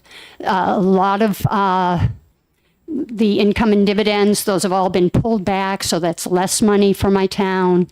And a bill like this, I feel, is going to hurt our budget. And I also feel as though, for all the reasons that you have heard, that you will hear, that I've heard for the last couple of years, this isn't a program that we should be supporting, because it really isn't about choice. We say choice, but it really isn't about choice. If I have a disabled kid and the school says, no, you signed off, we don't have to help them, then my kid doesn't get the choice they want. If I have an LGBTQ kid, and if you look at all the schools that say don't even apply if you're gay, then even though that may have a great football team or music program and I want my kid to go there, they're not going to let my kid go there. So I don't quite understand the choice part of it in all the years that I've been talking about and listening about this. Since the very beginning, which I will remind you, it did not pass the House and Senate. It was attached to the budget. And so it didn't have to go through this scrutiny. Nobody has ever been able to explain to me how it's really choice, when not all kids get choice. Even the kid who their parents want to do it, they want to take that money, but they don't then have enough money to fill in the gap, to really send their kid. And so that's one of my big problems with this. The other is that I do not feel there's the same kind of an accountability. I mean, we listen to Commissioner Edelblut. I'm sorry. I'm just letting you know there's 30 seconds. Oh, okay. But we've seen a lot of things that undermine public education, and 30 seconds isn't enough to list them all. So I will just say that combination, I feel, really hurts our towns and public education. Thank you. Thank you. Questions from the committee members? I have one. Senator Sullivan and Senator Prentice? Thank you, and thank you for taking my question. You said something that was very concerning to me. You said that there are schools that advertise don't apply here if you are LGBT. Can you tell me which schools those are? You know, I apologize, and maybe I can send it to you, but I had that list for the legislature in case I was asked. I didn't bring it today. I just wanted to talk from the heart. But there are, and I will be happy to send them to you, because Yeah, thank you. there definitely are. Thank you. Thank you. Senator Prentice? Thank you, Senator Ward. Nancy, thank you for taking my question. So you said you're a small town educator out in Ware. Do you know how much it costs to educate a student in Ware per student?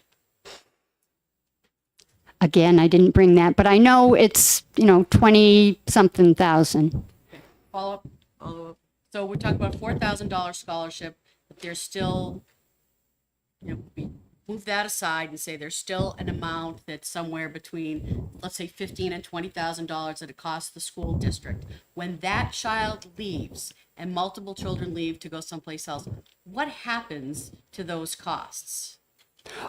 Well, if we lose, and the other part of it is, of course, most of these kids aren't leaving. We know that with this program, right? We can all agree that most of the kids getting the money are already gone. But if we were to, say, lose 3 kids from each classroom suddenly because of this, it's not less heat. It's not less money to pay teachers, or coaches, or or buses. Maybe they'd save a little gas if all those kids in my town were way the heck out some of these places. So I don't see that happening. Plus, we have the what is the big fund that pays for this now? Sorry, I have old chemo. The Educational Trust Fund, that money used to go more to the schools, and that's where that money goes to. Now, I would like to see that money go to the schools. I mean, there was a Representative Luno asked at the last big legislative hearing that money go to the 93 property poor towns, and then it would help a lot more kids. It didn't pass, but I would rather see things like that happen than to give it to a few kids with not the kind of accountability that we're expected to have as teachers. And in terms of the 4,000, it can be more. And in terms of special ed, of course, we have a very rigorous special ed way that kids get the extra special ed money in our town. But if you have an EFA, you don't have to go through that. You can actually get somebody from anywhere in the country to sign a document saying that that child deserves special ed. And then from what I read, and I could be wrong, but from what I read, you don't have to spend that extra $2,500 on a special ed tutor. You can say, my kid who is special needs would benefit from horseback riding. And I know kids like that. I have a friend whose child is very special needs, and they send her to, so you don't have to really spend it on special needs. And that's another problem, considering the rigorous way we look at special ed in the public schools. Thank you. Thank you very much. Sarah Thorne.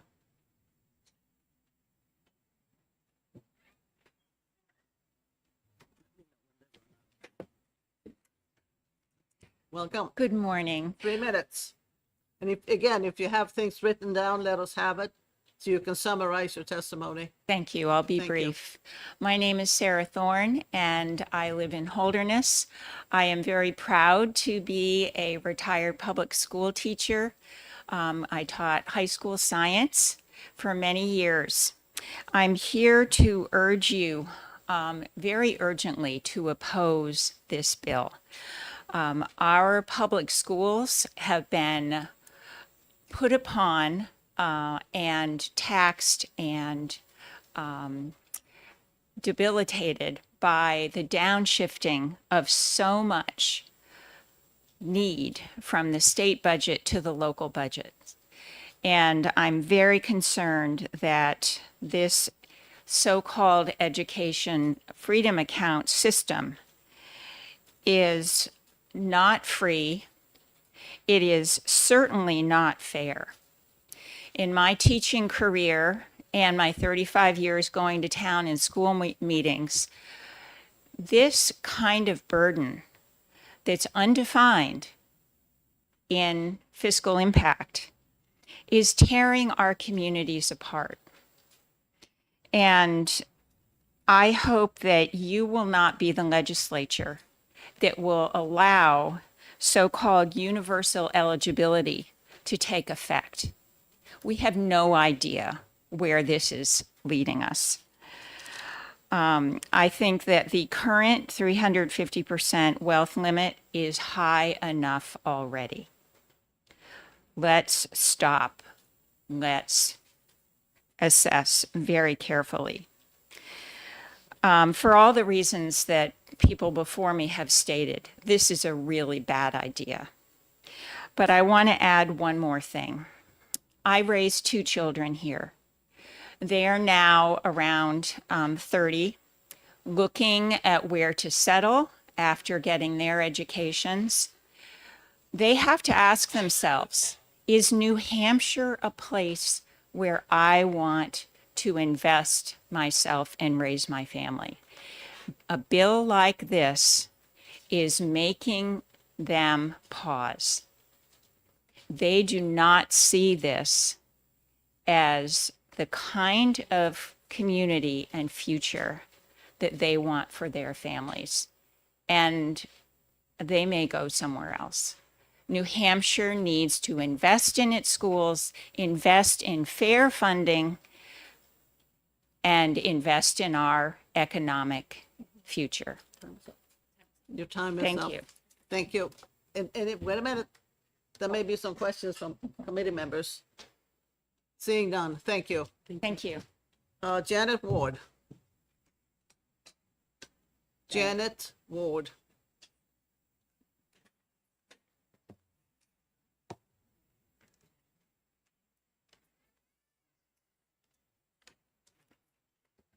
Good morning. And again, if you have written testimonies, please summarize it. I have written a testimony, but my testimony is brief. My name is Janet Ward. I am the Vice President of the League of Women Voters of New Hampshire, a nonpartisan organization. I appreciate the opportunity to come before you.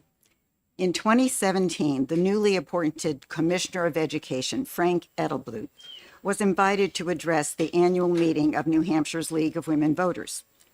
During the question and answer period following his talk, I asked the commissioner, "What do you see as the role of public schools in our democracy?"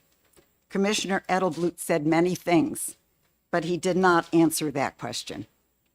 At the close of an hour-long conversation in 2019, the commissioner told me that he believed that, and I quote, "public dollars should pay for private education," and that I did not believe this. He was correct. I believe what Thomas Jefferson and other founding fathers believed, that participation in a democracy, a form of government which respects the divergent views of its citizens, requires an educated populace. This is why public schools were established. All of us present here today recognize that New Hampshire's school voucher program takes tax dollars from taxpayers like myself and requires that I give these dollars to parents or guardians to pay for the private, religious, or homeschooling of their children. Applicants for New Hampshire vouchers apply to a private organization, the Children's Scholarship Fund, which screens applicants and presumably ensures that all monies are properly spent. The New Hampshire Legislative Budget Assistant, or LBA, is required by statute to do a performance audit of New Hampshire's school voucher program. But the LBA is unable to do this because it has not been given access to all the information needed. Once school vouchers consisting of New Hampshire taxpayer dollars are awarded, taxpayers do not have any appreciable oversight on how their tax dollars are being spent. Unlike taxes provided to our public schools locally, the money taken from us as voucher dollars disappears from taxpayer oversight. This constitutes taxation without representation, one of the key reasons why the original 13 colonies revolted against Great Britain. I believe a citizen's revolt against school vouchers should and eventually will happen. Thank you. Thank you very much. Any questions from committee members? Senator Sullivan. Thank you, Madam Chair. Thank you for taking my question. You delved into the history of public education a bit. So I just want to ask you, are you aware that the first public schools were actually Protestant schools and that they were only when Catholic immigrants came here, that they were forced into their own schools because they didn't want to share the Protestant Bible, they wanted their own? Yes, and are you aware of Noah Feldman's book about that very point? And are you aware that I invited Noah Feldman to come to New Hampshire to speak to that point? And yes, indeed, that was the case. But over time, we've gotten to a different place. And I can speak for my own Hopkinton School District. If I have any questions, I can go directly to the superintendent, the principals. I can ask permission to speak to teachers and students. I can attend school board meetings. I have attended the State Board of Education meetings. So if I want to know something about our schools, I can find out. But the money that I've been required to pay into the school voucher system disappears. I know a few families whose children have taken advantage of this. By the way, those families could well afford the tuition at those schools. So I agree with previous speakers. As I speak, everyone in this room knows that there are lots of families with the means to pay for private school and homeschooling. They don't need this tax money from me or anyone else. So it is a political statement, in my judgment, to try to universalize school vouchers. And forgive me for saying this, but there is an approach to legislation on the part of some who believe that free state policies are the ones that should be followed. And I personally believe very strongly in individual freedom. And in our democracy, as it used to be, that was respected. As we sit here today, things are happening that make me fear for the very foundation of our democracy and the individual freedoms that we now exercise. So I'm here because no matter how it's spun or how it's labeled, House Bill 115 FN is an expansion of school vouchers and of taxation without representation. Thank you. The next is Patty Long.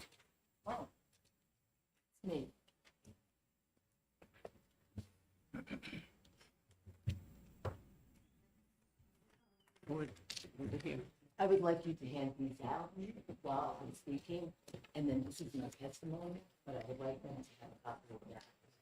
So those are mine. Oh, those are mine. Excuse me. Those are mine. So they need that while I'm actually speaking. So, hello. Hello there. Hi. So, Madam Chair, Madam Vice Chair, and the committee of the Education Committee. That's what we're here about, education. So, most of you know me.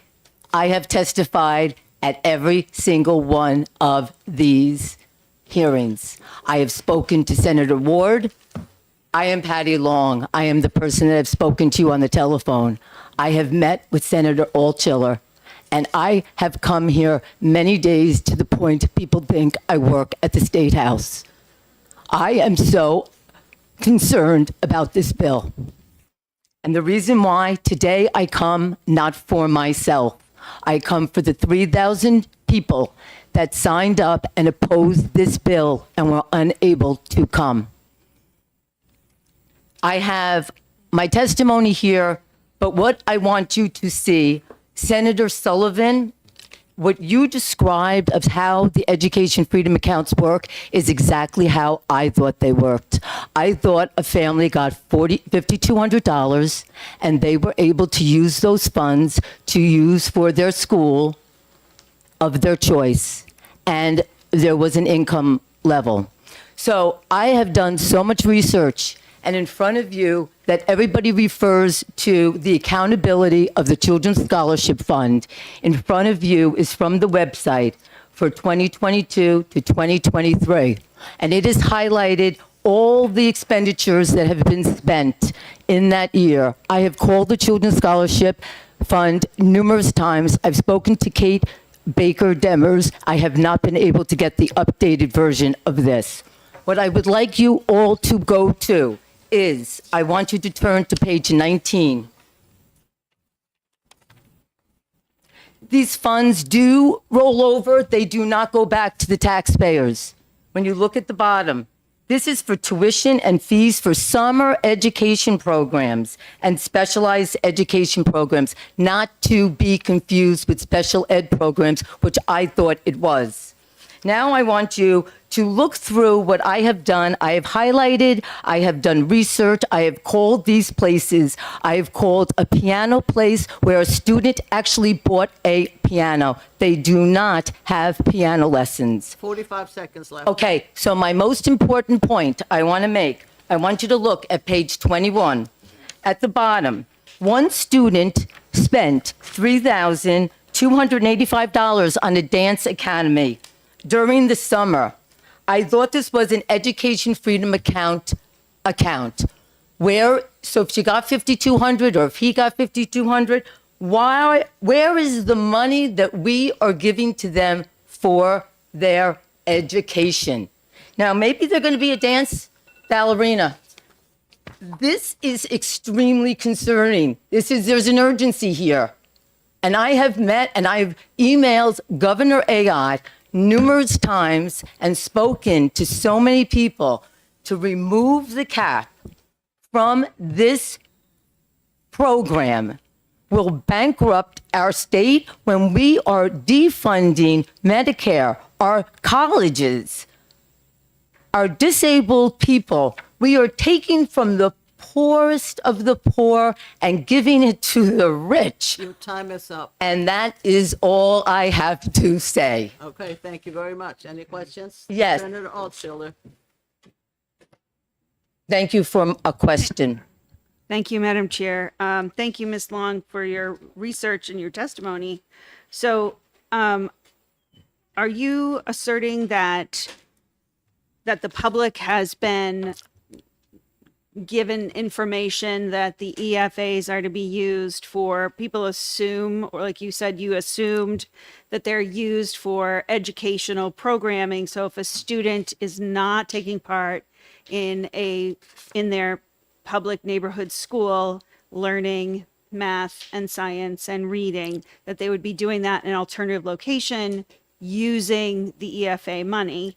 And so I think if I heard you correctly in referring to the page 21, is your assertion that the EFA money is being used to purchase products and attend summer camps like Circus Schmirkus and buy ski passes? I see that in here. And not for learning how to read, learning algebra? That is correct. Learning Now, science. am I saying all families that use this are doing this? No. However, this is on the website. This is from the Children's Scholarship Fund. So in answer to what you're saying, yes. And I do want to give you a story. My girlfriends and I are retired. We hike, we ski, we see kids in the communities. And guess what they say? We saw a young family. We're like, what are you, not in school? No, I'm not in school because I homeschool, and they're hiking. And we said, well, why aren't you like at home doing your homeschooling? Oh, well, we can do whatever we want. And we can do, and guess what? The state gives us money so that we can buy skis. That is from the mouth of a homeschooling parent. I am so concerned about this, and I have told Senator Ward, I have not slept since January when I attended this meeting of HB 115. I did not know about this. I have done excessive research. I know more about this program than probably anybody in the legislature. I am so concerned for our state. And I am so emotional right now. And you know why I'm emotional? Because this is personal for me and for our state. Thank you, Mrs. Senator Ward, I do want to say one thing. Thank you for always listening to me and for today. You're welcome. Thank you. Margaret Van Valkenburg.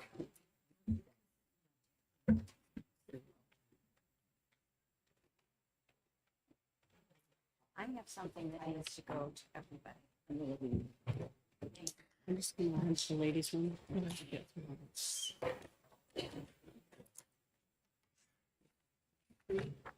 Hi, guys. I am Margaret. You can call me Peggy Van Valkenburg. I'm a retired educator of umpteen years. And I want to start by just saying that I do believe this bill, HB 115, deserves our great attention. There are 14 Republican New Hampshire reps and senators believe that the time has come to lift that salary cap and allow households with greater than 350% of the federal poverty level to secure an EFA account yearly for each of their children not attending public schools. I really could not disagree more. Now, if the trends continue, the majority of our students that are going to take the EF dollars are already enrolled in private schools or homeschooled, and they are not public school students presently. Every dollar that is expended from our state to those EFA funds was not expended in our state before. And I wonder, are we that flush? Do we have that excess money floating around to fund them? Further, I want to talk to you a little bit more about my own personal experience as a public school educator. one of my jobs it was to be very respectful of every dollar I expended. And if I was asking for a full set of microscopes, as I remember recalling doing one year in specific, I had to show proof that the purchase of those microscopes was aligned with a state standard, a national goal. It had to be aligned with exactly what I was told the kids needed to learn that year. Proof of learning, then, the follow-up part was proof of learning. I had to prove and provide evidence that, in fact, my students had learned, that the goals were achieved, the objectives were achieved, and that they understood, and that, in fact, it was a learning circle. My expenditure ended up meaning, in fact, learning. We had to validate that the expenditures I had made correlated with learning. And that's all part of my job. And that made my job really complex. Really complex. Now I have to ask about the kids who are getting EFAs and spending my tax dollars now. Are they being held accountable for those expenditures? Do they provide proof that learning has occurred? Your time is up. No, mine went early. You have 15 seconds left. Oh, then add another 10. Are those students, are they tested to validate it? In fact, that the money that it was expended provided a learning experience. This important cycle has to occur. The last point I wanted to make was, in fact, a little bit about the fact that EFAs were initially made and created for parents of children that were less able or in rural areas. But I think that point has been made before. Thank you very much for listening to my testimony. Thank you for your testimony. Any questions? Seeing none, thanks. Ann Staley.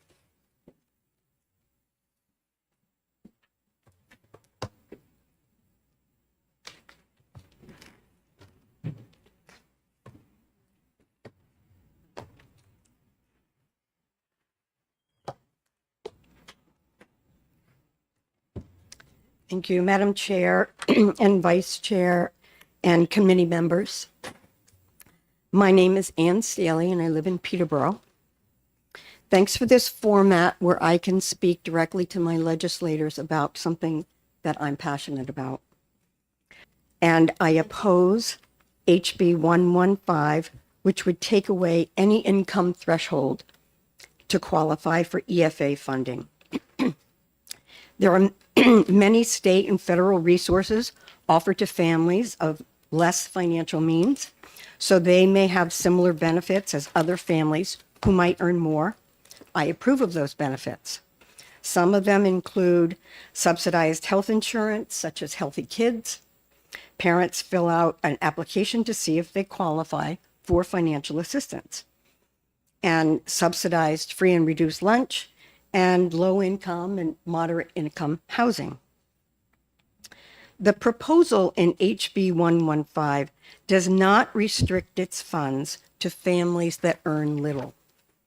It intends to provide education funds for lower income families, middle income families, high income families, and even millionaire families. I'm concerned that's not a fiscally responsible approach for my legislators to take. Why would you give money to families who can easily afford all their necessities, plus easily afford all the luxuries they desire? Why would you hand out my tax dollars to families who don't need them? Apparently, the current state budget is going to be difficult to balance. I've learned this by keeping up with articles in the press. Here are just a few examples of what I've recently learned. From the Policy Institute, January 2025. The headline reads, New Hampshire state revenue deficit widens after December tax receipts fall short. The article begins with New Hampshire state revenues in December fell short of their target by $20.4 million. And another, New Hampshire Public Radio, 2025. Headline, Governor Ayotte announces state hiring freeze, citing budget deficit. And another, WMUR, March 2025. An estimated $80 million hole is opening up in New Hampshire's budget after the CDC announced it's eliminating grant funding the state had been counting on. Given this information, I ask you to carefully consider the most responsible way to spend taxes. Thank you. Thank you very much. Any questions from committee members? Seeing none. Thank you. Thank you for your time. Heather?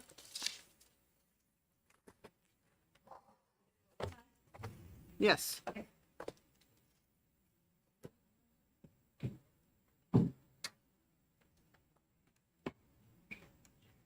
And again, 3 minutes, and if you have it written down, summarize it.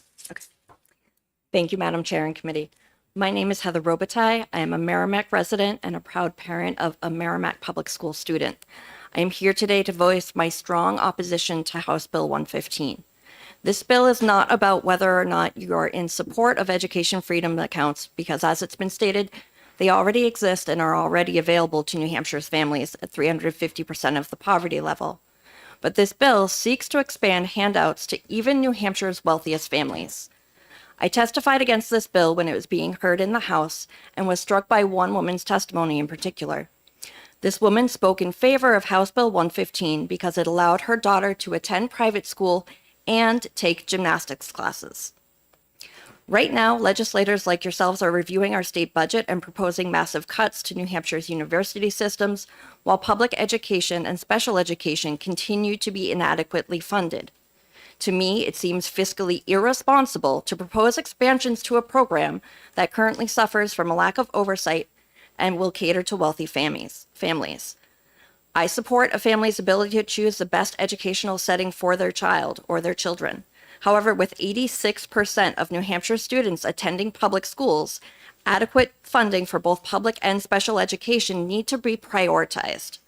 In my town of Merrimack, residential property valuations have skyrocketed and commercial property valuations have plummeted. This has resulted in a significantly increased burden on our residents to pay for our public school systems and fund it. I have heard from senior citizens who are concerned about their ability to continue to live in their homes because of what is happening with the way New Hampshire funds public education. We are shouldering that burden and we can't do it anymore. We have reached a breaking point and are struggling to pass our school operating budget, which serves the overwhelming majority of our children. Most residents I have spoken to, and I've spoken to many across the political spectrum, Republicans, Democrats, independents alike, do not support the expansion of EFAs. We, your constituents, are listening and watching, and most do not support this bill. We will continue to urge you to stop bills that benefit New Hampshire's wealthiest families while New Hampshire is inadequately funding public education and facing a revenue shortfall. For these reasons, I am strongly opposed to House Bill 115, and I ask you to table this bill. Thank you. Thank you. Any questions? Senator Altshuler? Thank you, Madam Chair. Thank you, Ms. Robitaille, for taking my question. So, if I heard you correctly, are you asserting that there are families, EFA families, who are using their EFA money for extracurricular activities, Yes. not for primary education activities? Yes. One woman specifically in her public testimony called out that receiving the EFA is beneficial because her daughter is allowed to do gymnastics classes with that. May I follow up? Follow up. Are you aware of any other government programs within the state of New Hampshire that fund extracurricular activities for students in K through 12? No, I'm not at this time. And it seems to me that we shouldn't be asking senior citizens and taxpayers to fund extracurricular activities when we're not even upholding our responsibility to fund public and special education. Senator Sullivan? Thank you, Madam Chair. Thank you for taking my question. Are you aware that in traditional public schools, that extracurricular activities are just part of the well-rounded education that we expect our children to have? Yes, I absolutely am. Thank you. Thank you very much. Thank you. Caitlin Bernier?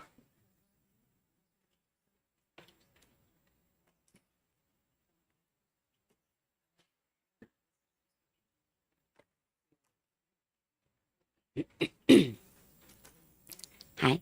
Good morning, Madam Chairman and members of the Education Committee, and thank you for listening to my testimony.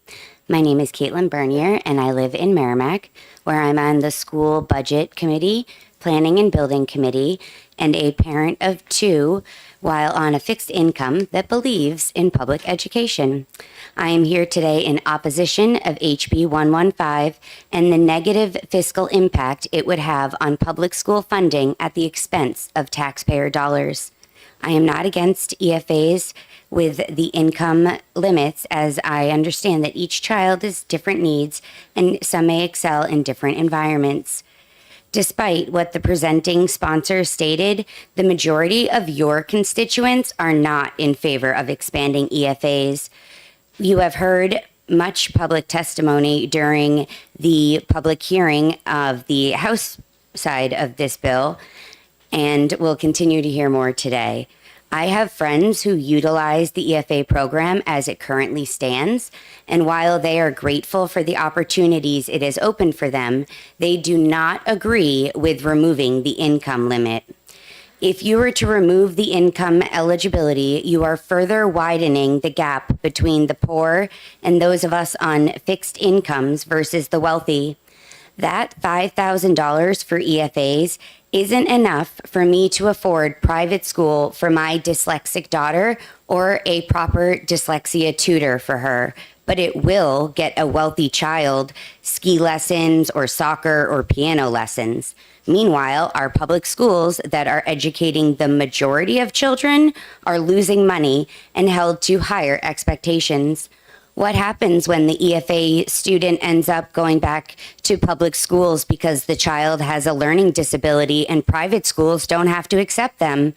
The answer is public schools will support them and take care of their needs, and that will come at the cost of the taxpayer and give the perception that the cost per pupil is higher. Sorry, I moved my things around. I messed myself up, sorry. The bill methodology speaks of how the impact of this bill on local expenditures is unknown, but we do know that it will hurt local public schools. It will cause an increase in the property taxes in order to provide the funding needed and further divide the haves and the have-nots.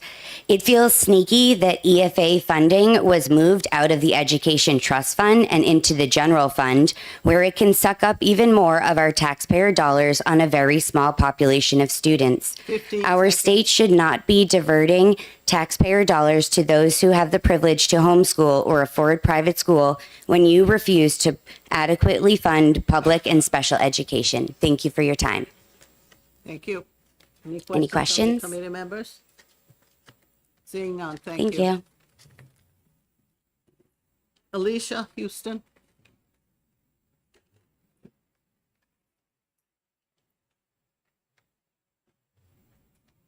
Again, if you have to summarize it. I'll do my best. Okay. Hi, my name is Alicia Houston of Nashua, New Hampshire, and I am speaking in support of HB 115. Imagine a world where every child has the opportunity to thrive, where their education is tailored to their unique needs, talents, and dreams. A world where parents are empowered to make the best choices for their children's educational futures. This isn't a distant dream. It's a reality that you can all make possible today. Let me share 3 compelling reasons why EFAs should be the norm.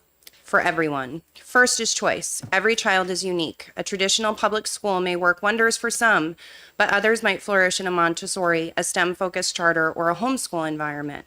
EFAs empower parents to choose the path that best fits their children's needs. In other states, EFA programs support over 60,000 students to have access to diverse educational options. Parents report higher satisfaction, and students are thriving in environments that nurture their potential. By making EFAs the norm for everyone, we ensure that every family, not just the wealthy, have access to a transformative choice. Second is equity. Education should be a great equalizer, but all too often it's tied to zip codes or income levels. Families with means can afford private school or moves to better school districts, while others are left with underperforming options. EFAs level the playing field. They provide families, especially those in underserved communities, with resources to access high-quality education and ensure that every child, regardless of background, has the same opportunities and probability of success. Third is accountability. Critics of EFAs often worry about oversight, but EFAs come with built-in accountability. Parents, not bureaucrats, become the stewards of their child's education, ensuring funds are spent wisely on programs that deliver results. States with EFA programs require regular audits and report to ensure transparency. The ultimate accountability lies in the outcomes. When parents have choices in schools, public, private, or otherwise, they must compete to provide the best education as possible in the public education sector. Now let's address a common concern that EFAs will harm public schools. The evidence suggests otherwise. In states with robust EFA programs, public schools often improve as they adapt to meet student needs. EFAs don't dismantle public education. They enhance it by fostering a system where all schools strive to be their best. 30 seconds. I urge you, policymakers, educators, parents, and citizens, to champion education freedom accounts and support this bill, as opposing this bill would be a commitment to forcing all families to remain in sometimes failing public education settings. Let's build an education system that puts our children first and unlocks their potential and paves the way for a brighter, more prosperous future. Thank you. Thank you. Questions? Seeing none, thank you very much. Thank you. Ed Tarnowski.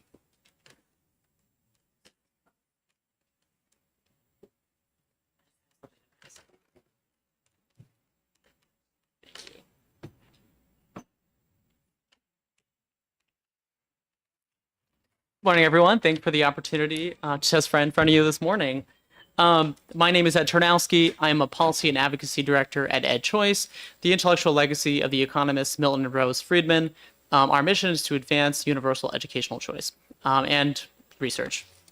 So today, from my understanding, there's been some talk about some costs that are based on misguided or faulty estimates on take-up rates. So we just want to talk about a report today. We conducted an analysis in conjunction with the Josiah Bartlett Center for Public Policy with Andrew Klein. So I'm just going to talk about some of our findings today. Talk pretty quick. You got it in Yes, of course. 3 minutes. Yes. 2.5 by now. Yes. No state has ever experienced a 100% take-up rate, and our estimates are based on real-world experience and data. And when I say take-up rate, no state with a universal program or any type of choice program has ever seen a 100% take-up rate. In Indiana, for example, year after year, only 30% of eligible private school students participate in the state's nearly universal private school choice program. Typically, for public school students, for switchers, we see take-up rates of about 1 to 2%. That's consistent with what we've seen in West Virginia, which is a program with a prior public school requirement. Based on these take-up rates, and these are of newly eligible students, we anticipate if this program were to go universal, remember the House fund is 400% in the first year, universal in the second. In the first year of public school students, we expect a rate of 0.9%. In year two, we expect a rate of 2.2% of a take-up. For private and homeschool students, we expect 19.1% in year one and 32.3% in year two. So what's the net state fiscal impact of that? What we anticipate is in year one, the cost, if you include the savings from switchers and the costs of non-switchers, we expect in year one, the cost of the state to be about $358,000, and in year two to be about $5.049 million, both of which are less than 0.1% of the total state expenditures on state services. And a note that Remember, costs of EFAs are drawn from adequate education aid from the Education Trust Fund. So expanding EFAs is not at the cost of other state services. And I want to note too that based on these estimates, and again, based on what we've seen in other states and what we've seen from New Hampshire in the past, Governor Ant's proposal, which is actually just for public school students, would cover the cost of what it would cost to go fully universal for all students, or at least be in the ballpark. One more thing I want to mention is I've heard a lot of concerns today about this program disproportionately benefiting the wealthy, but this is inconsistent with the data we've seen in other states across the country.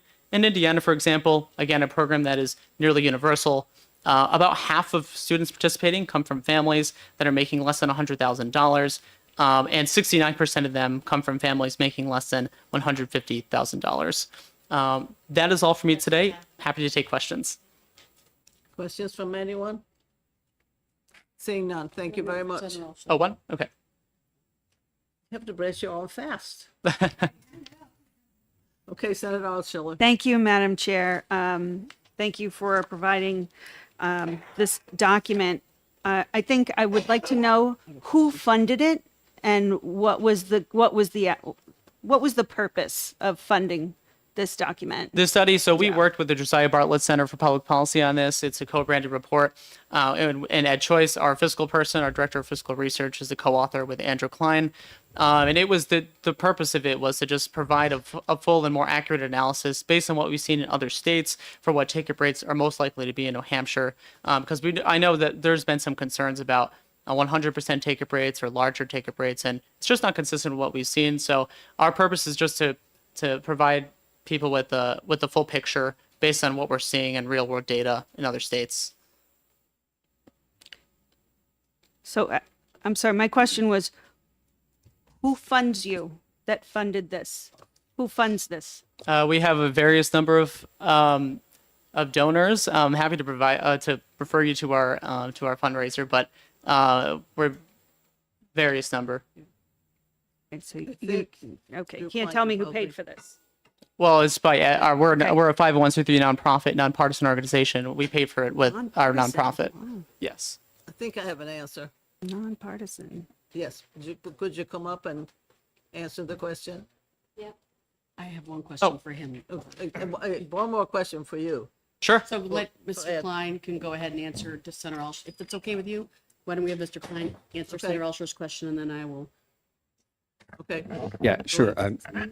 So I was just sitting back there. I heard the question. So Drew Klein, president of the Josiah Bartlett Center for Public Policy. To answer your question, each of us paid for our own portions of the study. So the Bartlett Center pays my salary, and Ed Choice pays the salary of Marty Lucan, who wrote it. And there was no funding exchange back and forth. We just each did it as part of our jobs. So the study was, jointly funded, so to speak, out of the, pay of each staffer. Thank you.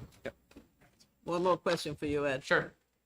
Thank you, Chair Ward. Thank you, Ed, for taking my question. So you had mentioned something that I brought up earlier, which is the initial intent of this program when it was first authorized, like back in 2021, was for lower income families, those who were of less means, to be able to make a choice move to a school that was a better fit for their child. So I had asked this question earlier and don't have a full response to it yet. So I'd asked the question about how are we going to know whether families of any means, because this doesn't put a cap. There's never been any means testing, but this doesn't put any type of cap. It just says, regardless of your income, you can go. You mentioned that there's evidence in other states that this hasn't been the case. So how are the other states tracking this, and how are we or not tracking this? Because I don't see any plans to do that in New Hampshire. So tell me about the other states first, and Sure. then what is the suggestion for how we're actually going to track of who are taking part in this? Oh, so okay. So you're asking how they track the incomes. You said other states, it hasn't been the experience Right. that families of means have taken advantage of this program. So what I want to sort out is, how did they track that? It's not Question one. it's not that families of means have never taken. It's that the vast majority of people are making under 150,000 in Indiana. Indiana is especially transparent in releasing this type of data. They track it very closely. It's right from the state. So we're just using the government, the numbers provided by the state of Indiana there, but each state tracks it differently. I use Indiana because they are very transparent in releasing and tracking this information, but it varies by state. Follow up, just some, but not, so fair enough, so some, I'm not saying that everybody's doing it, but some families of means who could afford this, who could afford to move their child to a private school, an alternative setting, they are taking advantage of this program, but different states have different ways of tracking what is spent. So is it your experience in looking at, through this report, and then I'm looking at this legislation, have we put a provision in place to actually track by eligibility, including those that with the cap is lifted off, who of means is going to be there? I'm not sure. I would refer to the bill sponsor and if it's specifically in this legislation, but it will say at EdChoice at least, we see EFAs as just another form of public education. We don't believe in means testing public education, just as we don't believe in means testing education savings accounts. We see it as a different form or just another form because we're sector agnostic of public education. So that's kind of why we're opposed to means testing. But I would refer you to the sponsors of the legislation on if there are any plans to create any kind of new tracking system. I'm not aware of any at this point, of anything new, but. Thank you. I'm not either. Thanks so much. Sure. Thank you very much. Thank you. It's 20 minutes of 12, and we're coming up against a hard break. And I have 9 more people who like to speak. Either speak for just saying something very briefly, or we're going to have to perhaps recess and continue on another day. So if you want to speak or withdraw your desire to speak, that would be great. Either that, or if you have something written down, give it to us and we read it. So with that said, I will call the next one is Deborah House. And you know the rules.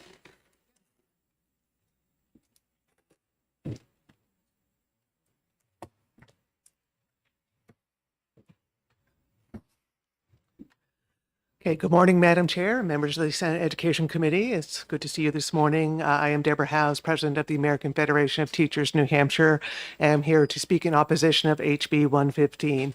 As you've heard me testify before, all Granite State students have their right under the New Hampshire Constitution and affirmed by decades of New Hampshire Supreme Court rulings to a robust public education through public district schools. It is the state's responsibility to fund those public school districts so that each student can be, so that each school offers a robust program of public education, complete with small class sizes, individual support from the teacher, academic support for students who need it, an academic challenge for those who crave it, hands-on experiential learning, art, music, physical education, that well-rounded education we were just talking about that I heard you asking someone about. In a time when it appeared that the state had more robust resources, the legislature chose to fund a separate system of private educational placements through the voucher program and based on parent choice. That's not required under our Constitution, but the legislature chose to do it. And it was targeted at families with low income. And now there are competing bills to get rid of that income cap. Now the financial outlook is very different. We have declining revenues. There's no more large federal grants coming in, generating millions in additional interest, boosting our revenues. The interest and dividends tax, which was almost entirely paid by the wealthiest grant staters, has ended early. That generated $184 million last year in revenue for our state coffers. The business profits and business enterprise taxes have been repeatedly lowered, and they have not been shown to generate the growth in businesses that would have offset the lowering of those taxes.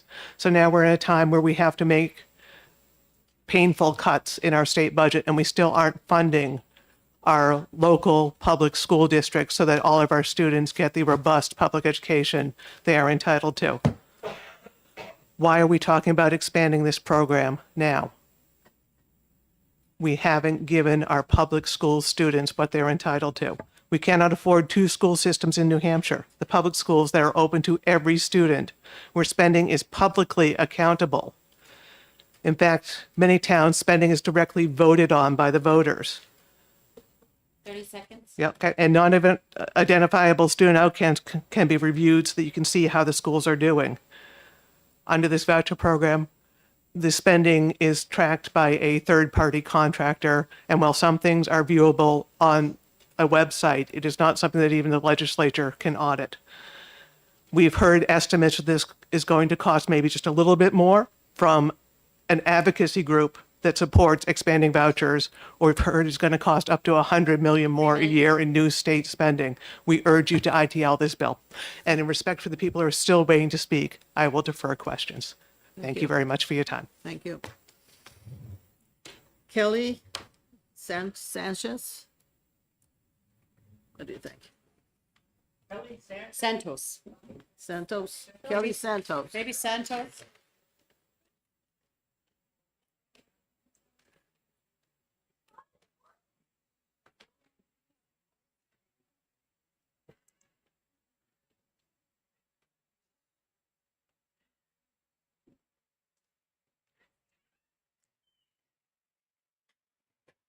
And after that, Mary Wilkie. Okay. Welcome, you have 3 minutes. Thank you. Hi, I'm Kelly Santos, and this is my son, Eli Santos. And we wanted to thank you for your time today and let you know that we fully support the expansion of the EFA program. I utilize it for both of my boys. His brother's in school right now. But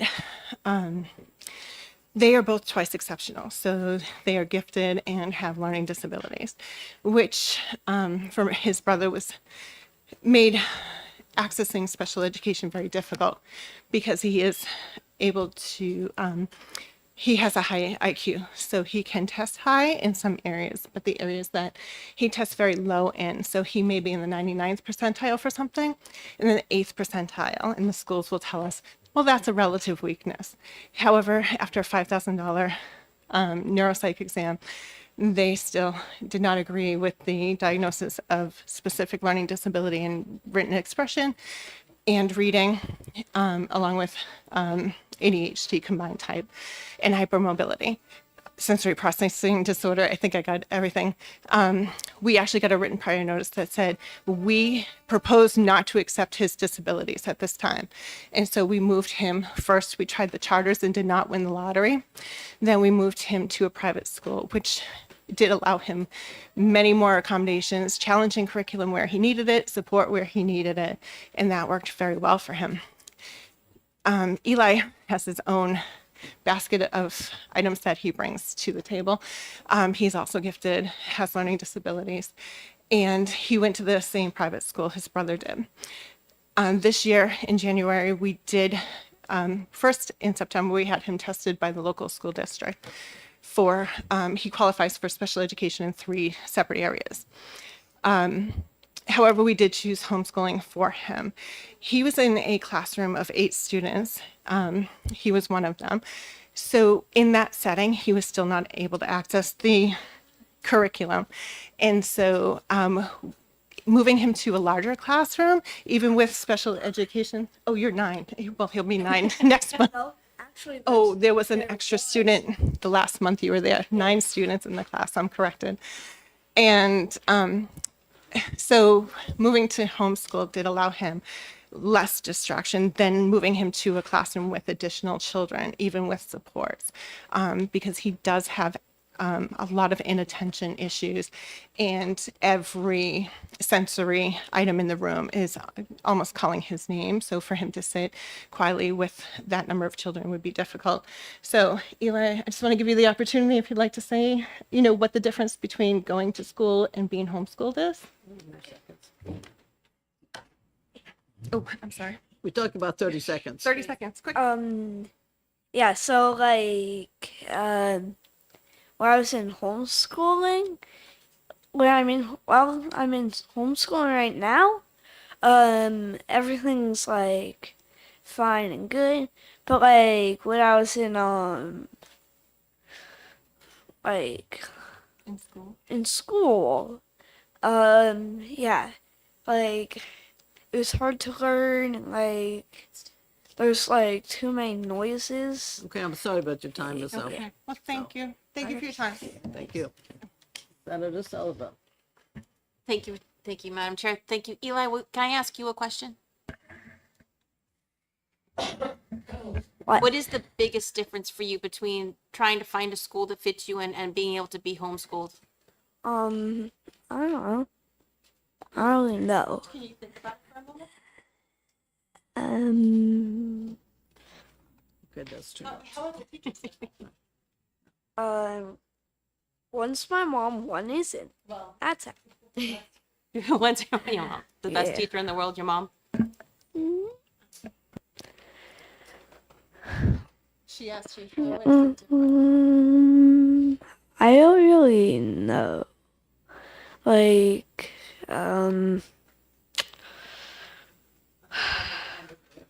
okay. Do you feel like you're learning better at home where you are now? Yeah. Okay. Can you tell them Thank you. about the course you take at home versus the stuff you would do at school? Yeah, so I do this thing online called Nessie. It's like a online learning program. Okay, thank you very much. So yeah. For dyslexic children. Mary Wilkie.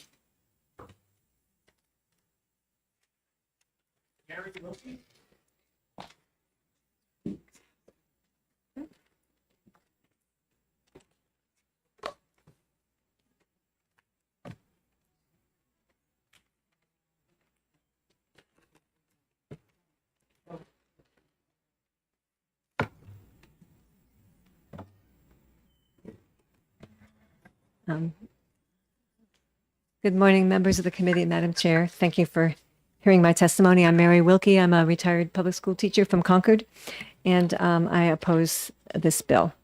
For many reasons, and I'm not going to repeat reasons other people have already said, but sign me on to them, please. One thing the sponsor said was that the EFA program is highly accountable, and I believe it's anything but. I noticed the New Hampshire Senate Republicans put out a Granite State Path to Prosperity document, and I noticed one of the goals in it is to increase transparency within school administration budgets so that taxpayers can see how their money is spent. And so that led me to wonder, well, so I went to my local Concord School District's website and looked up the budget, and I found 8 pages, single-spaced, every line item, down to what, $1,442.27 for social studies field trips. It's there. And yet, with the EFA program, what do we know about what was spent in the school year that ended last June? This is what has been published so far. It used to be the first few years of the program, DOE would post a list of vendors and the category spending. That is how we learned that some voucher money, how voucher money was spent, how much each vendor received. That's how we learned about some particularly controversial spending, such as public funds being used to pay for ski passes and summer camps. In the year that ended, the school year that ended last June, the state paid CSF nearly $2 million to administer the program, and still it has not posted that information for that year. It's 10 months later now. We don't know how that $20 million was spent. I could make up a fact. I could say, oh, there was a family with 5 children and they used $25,000 for a Caribbean cruise. You would not be able to dispute that. I don't know how you can expand this program without having that kind of information. Are trips to Disneyland being funded? Are skydiving lessons being funded? It's anybody's guess because we don't have access to that information. It's not transparent. Meanwhile, the only time any third party that I know of has reviewed how CSF has managed EFAs was when the department did a compliance review of eligibility determinations in 50 cases. They found errors in 25% of them. And in 2 of the cases, they found that people were paid when they shouldn't have been. And they did pay the money, the CSF paid the money to the state to make up for that. But that's 4% of the cases that were reviewed. If you extrapolate from that, there could have been $900,000 paid out erroneously to families that were not eligible for the program. And I hope that was repaid to the state. And I hope you'll find out before expanding the program. But my larger point is that without that review, nobody would know that that amount of money was paid erroneously. So just to sum up, I don't understand how a legislature, which is really acting as a fiduciary of public funds, could expand a program so greatly without having any performance review done to make sure the program has been operating within the limits of the law and without any kind of fraud or mismanagement. Thank you. Thank you. Thank you very much. Lisa Bowden.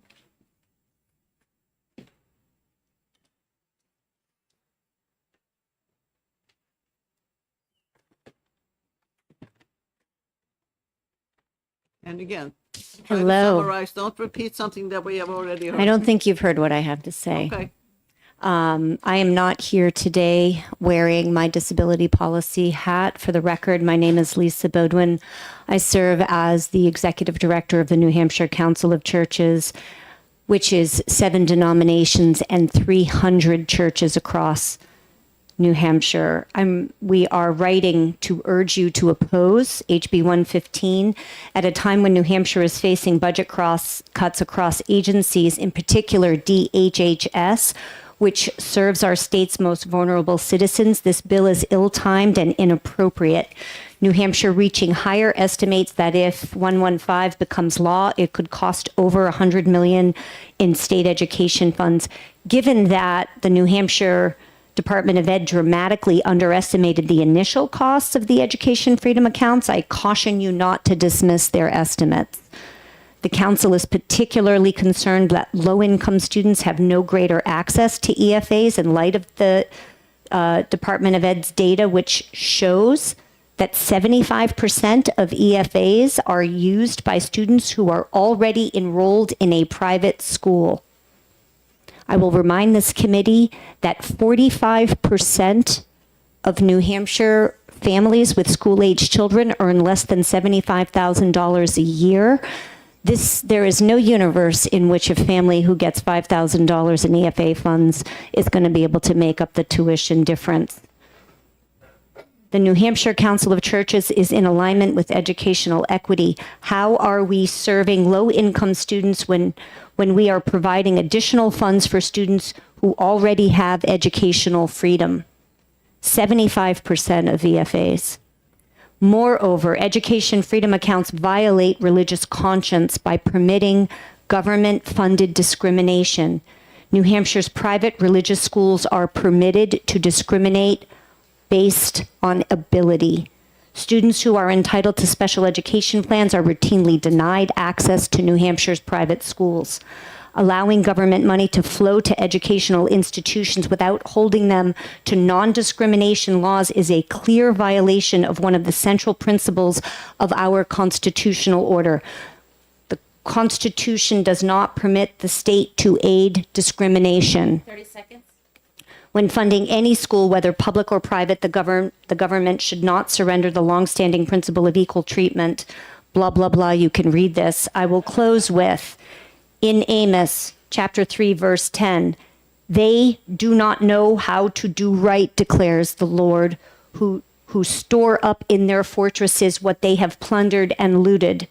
Across the larger passage, Amos is telling us not to misuse our wealth at the expense of the poor and the already disenfranchised. Thank you. Please vote ITL. Thank you very much. David Trumbull. And again, if you can summarize, we might be able to do this in 5 more minutes and have everybody heard. Not 5 minutes for you. Just condense your testimony, please. Thank you.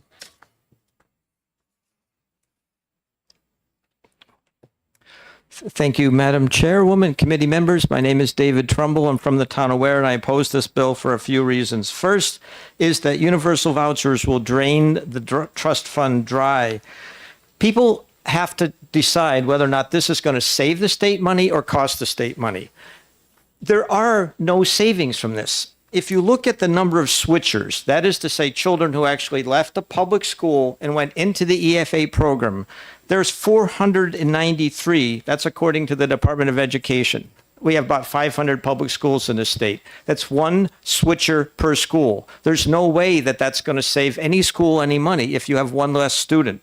Also, please note that the percentage of switchers when you had the original EFA was about 16%, and then it dropped and it's dropped. Every time you raise the income limit, switchers go down. So it's likely that if you now fund EFAs for the top half of incomes, you may have even a smaller percentage of switchers. Maybe you'll pick up another half of a switcher per school. How could that possibly save any schools any money? Second reason I oppose this is that it is not choice. It's choice for the private schools to pick who they want. It's not choice for families. Let's look at low-income families. In Arizona, they went from a median income EFA to a universal. What they found after they did that was that the private schools raised their tuition rates so that that's where the EFA money went to. Then they did a study of low-income neighborhoods versus high-income neighborhoods. In the low-income neighborhoods, 1 out of every 100 children participated. In the high-income neighborhood, 28 out of every 100 children participated, a 28-to-1 difference. That's what's going to happen in New Hampshire. This program is not going to be available to low-income families. It's going to only be going to high-income families. How about special education children? In New Hampshire, 20% of our public school children receive special ed, and they get a right to a free appropriate education, they get due process, and they get the least restrictive environment. When you sign up for the EFA, you sign away all those rights under the IDEA. Now, under the EFAs, you have about 6% who have special ed. That doesn't mean that they would have qualified for special ed in the public school. It means that they got a doctor to write a note saying that they have a diagnosis. That 20% in the public school, they have to have that note, but then they have to go through a battery of tests. So that 6% in the EFA may only be 1 or 2%. Again, you have a massive disparity between those who are special ed in the public schools and in the EFA schools. Also, please note that if you go to look up some of the schools that receive EFAs, many of them on their home websites, they have their statement of non-discrimination. The word disability has been lifted right out of many of their websites. They preserve their legal right to discriminate. And lastly, ELL students, last set of numbers from the DOA says there's either 0 or 8 ELL students. Well, there's 5,000 in the public schools. This program is not choice for ELL students. It's not choice for special ed, and it's not choice for low-income students. Thank you. Thank you very much. Thank you. We have 2 reps, Representative David Luno and Hope Damon. Are they out there?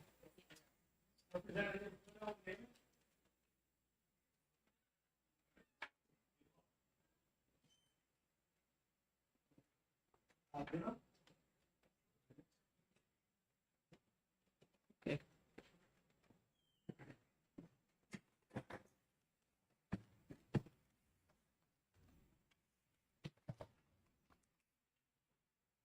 You know the rules, David, right? Summarize. If you have written, summarize. And not more than. Very good. No, I don't have prepared remarks. Thank you very much, members of the Senate Education and Senator Ward. My name's Dave Luno. For the record, I represent people of Hopkinton and Bow, but I don't give up Concord easily. And I always say people live all across our lovely Granite State because we do have statewide responsibilities, and that's certainly one of the objectives behind this bill. And so I've got a handout going around, and I'll be addressing that shortly. But basically, voters all across New Hampshire have made their intentions known, and in terms of opposing any expansion to our relatively young Education Freedom program. And they know, voters know, that spending $32 million taxpayer money as giveaways to families earning greater than $110,000 a year is not good use of taxpayer funds. And it certainly, there's nothing conservative about spending money that way. So just last month, 17 towns passed resolutions directing legislators to oppose the expansion of the EFA program. And in the handout is on the front page is a list of those towns and some of the letters that are starting to come in now urging legislators to oppose these things. But I just want to go through really quickly. I know I got a couple minutes, but of the 17 towns, they're really all over the map in terms of their sort of their political history, so and political makeup. But you've got places like Andover and Bradford. It passed unanimously with applause. In Grantham, during the presentation, there were gasps and lots of, I didn't know about that when people were talking about the voucher program. You've got places like Hollis and Limeboro and Mount Vernon and New Boston, who definitely lean conservative. In New Boston, the vote was 1064 to 479 in terms of approving a resolution opposed to voucher expansion. Got places like New London and Newbury and Newport. Clearly, Newport's leans conservative. Pembroke, Plainfield, Salisbury, Springfield. Sunapee passed its resolution 685 to 288, and the town of Ware, obviously one of the larger towns in the capital area, passed a resolution 1231 to 567, and I believe that's one of your towns as well, Senator. So and Wolfboro as well. So anyway, I know it's a tough budget year. We're seeing that all over the place. We certainly saw it in the House. We're seeing it on the news. And I think we've got better use of $32 million in public money than to be giving it away to families earning more than $110,000 a year. Thank you very much. Thank you. Happy to take any questions. Well, I don't think we have. I have one. Thank you, Representative Luna, for taking my question. First of all, thanks for the handout. I've heard from all of my communities, so there's 4 from District 5 that passed these warrant articles. Pretty proud of that. But here's my question for you. It's something I talked about earlier and or asked earlier of a school teacher from Ware. So there is this assertion that the amount of money per student, not the scholarship funds, but the amount of money that it costs per district to educate per student is saved when a student leaves, takes an EFA scholarship and goes to another district. Is that, in your opinion, is that money saved, or is that still a cost to the community? So that's a great question. Thank you very much. There's I think a couple of points that are tied up in that. First of all, very, very, very, very few students are actually leaving their public school district to take a voucher. This is by and large a very, very low take-up rate. I mean, it was like fewer than 200 students in the last public school kids in this current year took a voucher, and you can take a look at this through the phase-out grant reports. It actually bears that all out. In fact, there were another 200 students that left the voucher program and returned to their public schools. And you can see that on the Children's Scholarship Fund 990, IRS Form 990, where it shows a $900,000 liability owed to the state of New Hampshire. Not even sure if that's been remitted back to the state yet. But to the other question, in terms of saving money, no, it doesn't. When a student one student either leaves their public school or one student comes into a public school, that doesn't change the calculus, doesn't change the math in terms of how much a school budget. They don't immediately reduce their expenses by $25,000 or something like that. And just the fact that so few students are leaving their public schools, when you take a look, and this is also in the phase-out reports, and I'd certainly encourage you to get these from the Department of Ed, it actually lists the number of students who left their public schools to take the number of students by district. And for places like Pittsfield last year, it was 0. And for places like Hopkinton, I think it was like 1. So I mean, you might be able to make a case if 25 kids left or 50 kids left, but it's nothing like that. And in fact, when you take a look at the take-up rate of vouchers among families who are already sending their students to a non-public school, such as a private school, that take-up rate's very high. So this is entirely a cost to the state, not a savings. Thank you. Senator Altshuler. Thank you, Madam Chair. You just said this is a cost to the state. How much will it cost the state in the next budget year? So, I think what the what I saw in terms of numbers were, and what was put into the House budget is $32 million.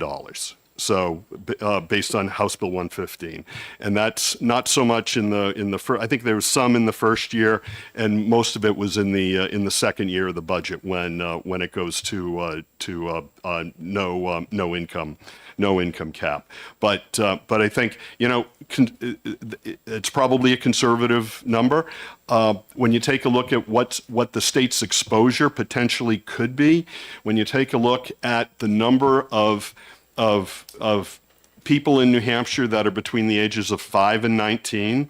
And so that's a little bit younger than kindergarten, a little bit older than high school, but it certainly includes that. When you look at our population between ages 5 and 19, and I got this number recently from New Hampshire Fiscal Policy Institute, is 224,000 students, and you subtract out the 160,000 that we know are already in public schools, and you're looking at 64,000 people that could potentially qualify without any income limits in this program. These are the things that have caused states like Arizona to face bankruptcy. The fact that the estimated cost is so low compared to what the financial exposure could be, and so I think voters across the state recognize that. They certainly don't like vouchers for all the reasons that you've been hearing all morning, and I'm not getting into all of those.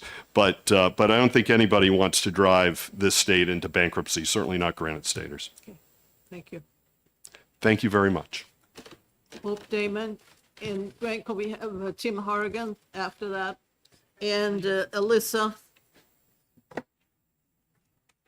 will be the last one.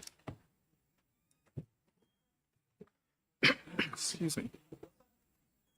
Well, I think it's officially good afternoon, and I'm one of the last few between you and lunch. I will be brief. The bottom line on HB 115 is clear. Passing this bill is not responsible government. Voters statewide have clearly stated that they do not want universal vouchers. We have received literally thousands of online and email testimonies with 95% of them opposed. I counted, I tracked them. It really is 95%. Rep. Luno highlighted the numerous towns affirming warrant articles opposing the voucher expansion program. I just want to add to his remarks that no town that brought that warrant article forward failed it. 17 towns passed it, 1 tabled it. So very vigorous support for not expanding the voucher program statewide. In the current state fiscal environment of expected inadequate revenues, tough budget choices surely have to be made. The idea that we would spend as much as $100 million, taxpayer dollars, to burden hardworking Granite Staters to pay for affluent families' kids' education, while we cut the University of New Hampshire funding $57.3 million, is incomprehensible to me. If we do that, we are saying we don't value public education, we don't recognize that affordable higher education is essential to our business community, our healthcare workforce, and our state's economy. We know that the university system brings young people to New Hampshire who stay here, and we know that when the university system's not affordable, students who grew up in New Hampshire leave here and don't come back. So why we want to pay for K-12 education through a voucher program when we have stellar public schools and not pay for higher education adequately just does not comprehend for me. Do we really want to ignore our voters' voices? The universal message here is not support for vouchers. It is really nearly universal opposition. I don't believe subsidizing the rich is a New Hampshire value that we were elected for. Please vote no. And I'm happy to take any questions. Thank you. Any questions? Thank you very much. Thank you all for your work. Representative Horrigan.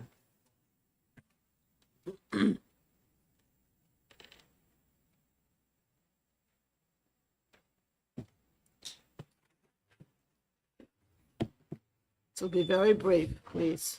Well, I'll try to be. We've waited a long time, and you waited a long time for us to finish. I'm Representative Timothy Horrigan from Stratford County District 10, which is the town of Durham, and that's where UNH is located. So certainly I would agree that cutting back the funding for UNH was not a good idea. And actually, the amount of money that the voucher program costs would be enough to restore the state aid to UNH.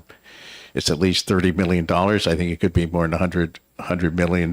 So that might be reason enough right there to eliminate this program, because the House budget, they place a lot of emphasis on not doing things that might be worthwhile but could be done by the private sector. And I think probably the private sector does support both religious and secular private education.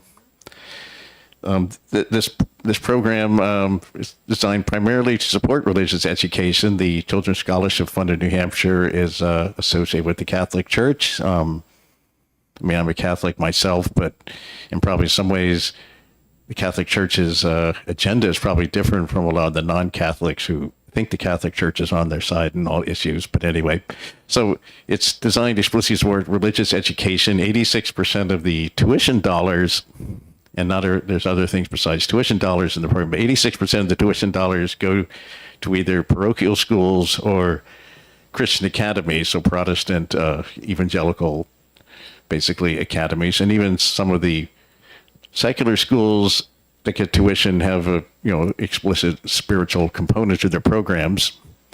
So that alone raises constitutional issues, well, both with the federal constitutional, but definitely there's a provision in the state constitution. It's Part First, Article 6, which I think explicitly prohibits what this program sets out to do. It hasn't been tested in court yet, but I think it's blatantly unconstitutional, and I think it would, if there ever was a court case that challenged it, I think there'd be a strong case for eliminating the program on that grounds alone. And also the way it was designed, it's administered by the Children's Scholarship Fund of New Hampshire, an out-of-state 501c3, or what some people like to call an NGO. And it's we've put a pretty large entitlement program, even if it stays around $30 million. That's one of the largest entitlement programs in the state. Yeah, so I'm not sure whether it's legal to turn over this entitlement program to an organization and a small NGO that's religiously affiliated, and I don't think it's worked out very well. I mean, they're probably doing the best they know how, but they're very small organizations. They don't have the expertise that, say, HHS and the other entities that administer, say, the food stamp programs do. So I just think this, I know I'm talking to the education, not finance, but I think eliminating this program would be a good way to go. And certainly expanding it like this, that's just a bad idea, in my opinion. Time is up. I'd be happy to answer any questions if anybody has them. Thank you very much. Your Thank time you. is up. Thank you, yes. Alyssa?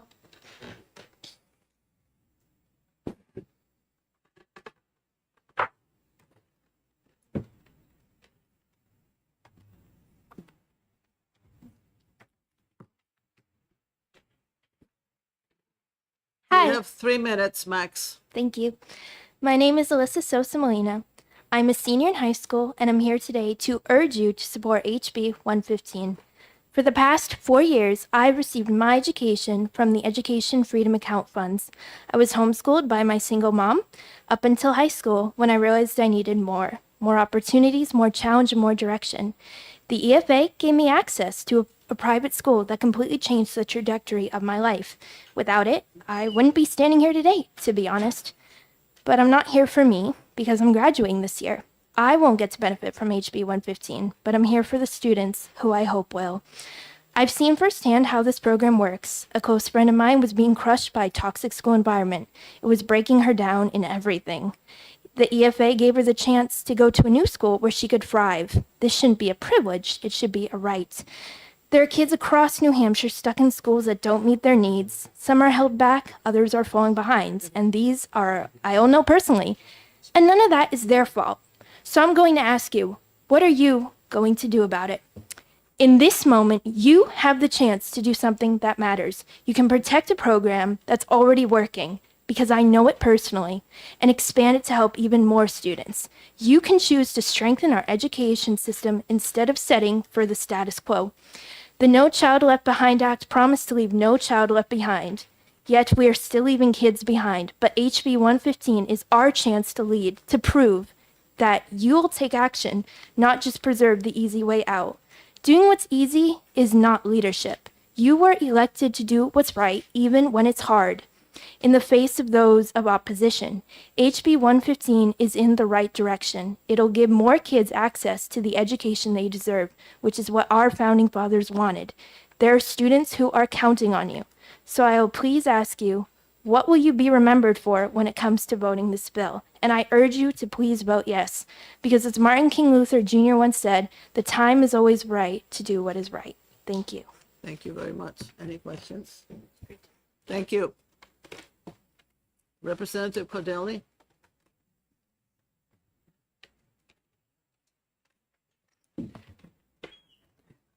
Thank you very much for taking the time to hear me. I'll be brief. I just wanted to correct a number of things that I've heard listening to the testimony. For the record, Glenn Cordelli representing Tufton Borough, Wolfboro, and Ossipee. One, the legislative budget assistant audit is underway. You heard that it wasn't going forward. It is going on, and they are auditing the Department of Education oversight of the EFA program. They have, I think, just about completed looking at eligibility and are moving on to expenses. Two, we've heard a political estimate from the Reaching Higher organization of $100,000 or more per year. That is based on every student who is in a private school or homeschooling taking advantage of the program, which is, I'll leave the description up to you, but that includes ineligible students. It includes students who are already taking the EFA program. In private schools, it includes foreign students who are here and out-of-state students. So it's a bogus number. It's a political estimate. Three, we've heard about religious schools and providing money to religious schools. Here's a handout I'll leave with you about Supreme Court decisions related to this kind of expense for private schools. And let me just read from the Carson-Macon decision and Justice Roberts, a neutral benefit program in which public funds flow to religious organizations through the independent choices of private benefit recipients does not offend the Establishment Clause. And I'll leave this information with you. And four, we heard about Arizona and near bankruptcy. Well, I'll tell you the truth. They ended the fiscal year ending June 30th of 2024. The education fund had a surplus of over $4 million with their universal program in place. So thank you very much for giving me a few moments. Thank you very much. Senator Sullivan? Thank you, Madam Chair, and thank you for taking my question. Representative Cordelli, we heard a lot about vouchers and cash handouts today. Could you please tell me if this is a voucher program and if parents get cash handouts? Thank you very much. No, there are no cash handouts. Information is deposited in an account for use for allowable expenses. And a voucher program we've heard used as a derogatory name for this program based on some random sampling, I guess. But a voucher program is different than an education freedom account or education savings account program. A voucher program, like you heard described in Indiana, pays for a student to go to a particular school. It's a voucher to go to a particular institution. An education savings account, an education freedom account program has a list of allowable expenses, anywhere from a private school to tutors to therapies to curriculum. And it's up to the parents to use that allowable amount in their account from the list of allowable expenses to provide the best education opportunities for their child. So there's a vast difference between the two. But some people won't recognize that fact. Quick follow-up. Thank you. And also, we heard a lot of conversation about people who don't want tax dollars to go to religious schools. Is it true that these EFAs can be used to go to tuition into another public school, traditional public school? That is true. That is in the law, and they can go to another school, or they can take extracurricular or curricular activities programs such as a lab in that public school and use their tuition dollars from the program to pay for that. Thank you. Anybody else? Thank you. Thank you all very much for coming. Long session. This is the closing the public hearing on some of the House bills from the Senate Education Committee.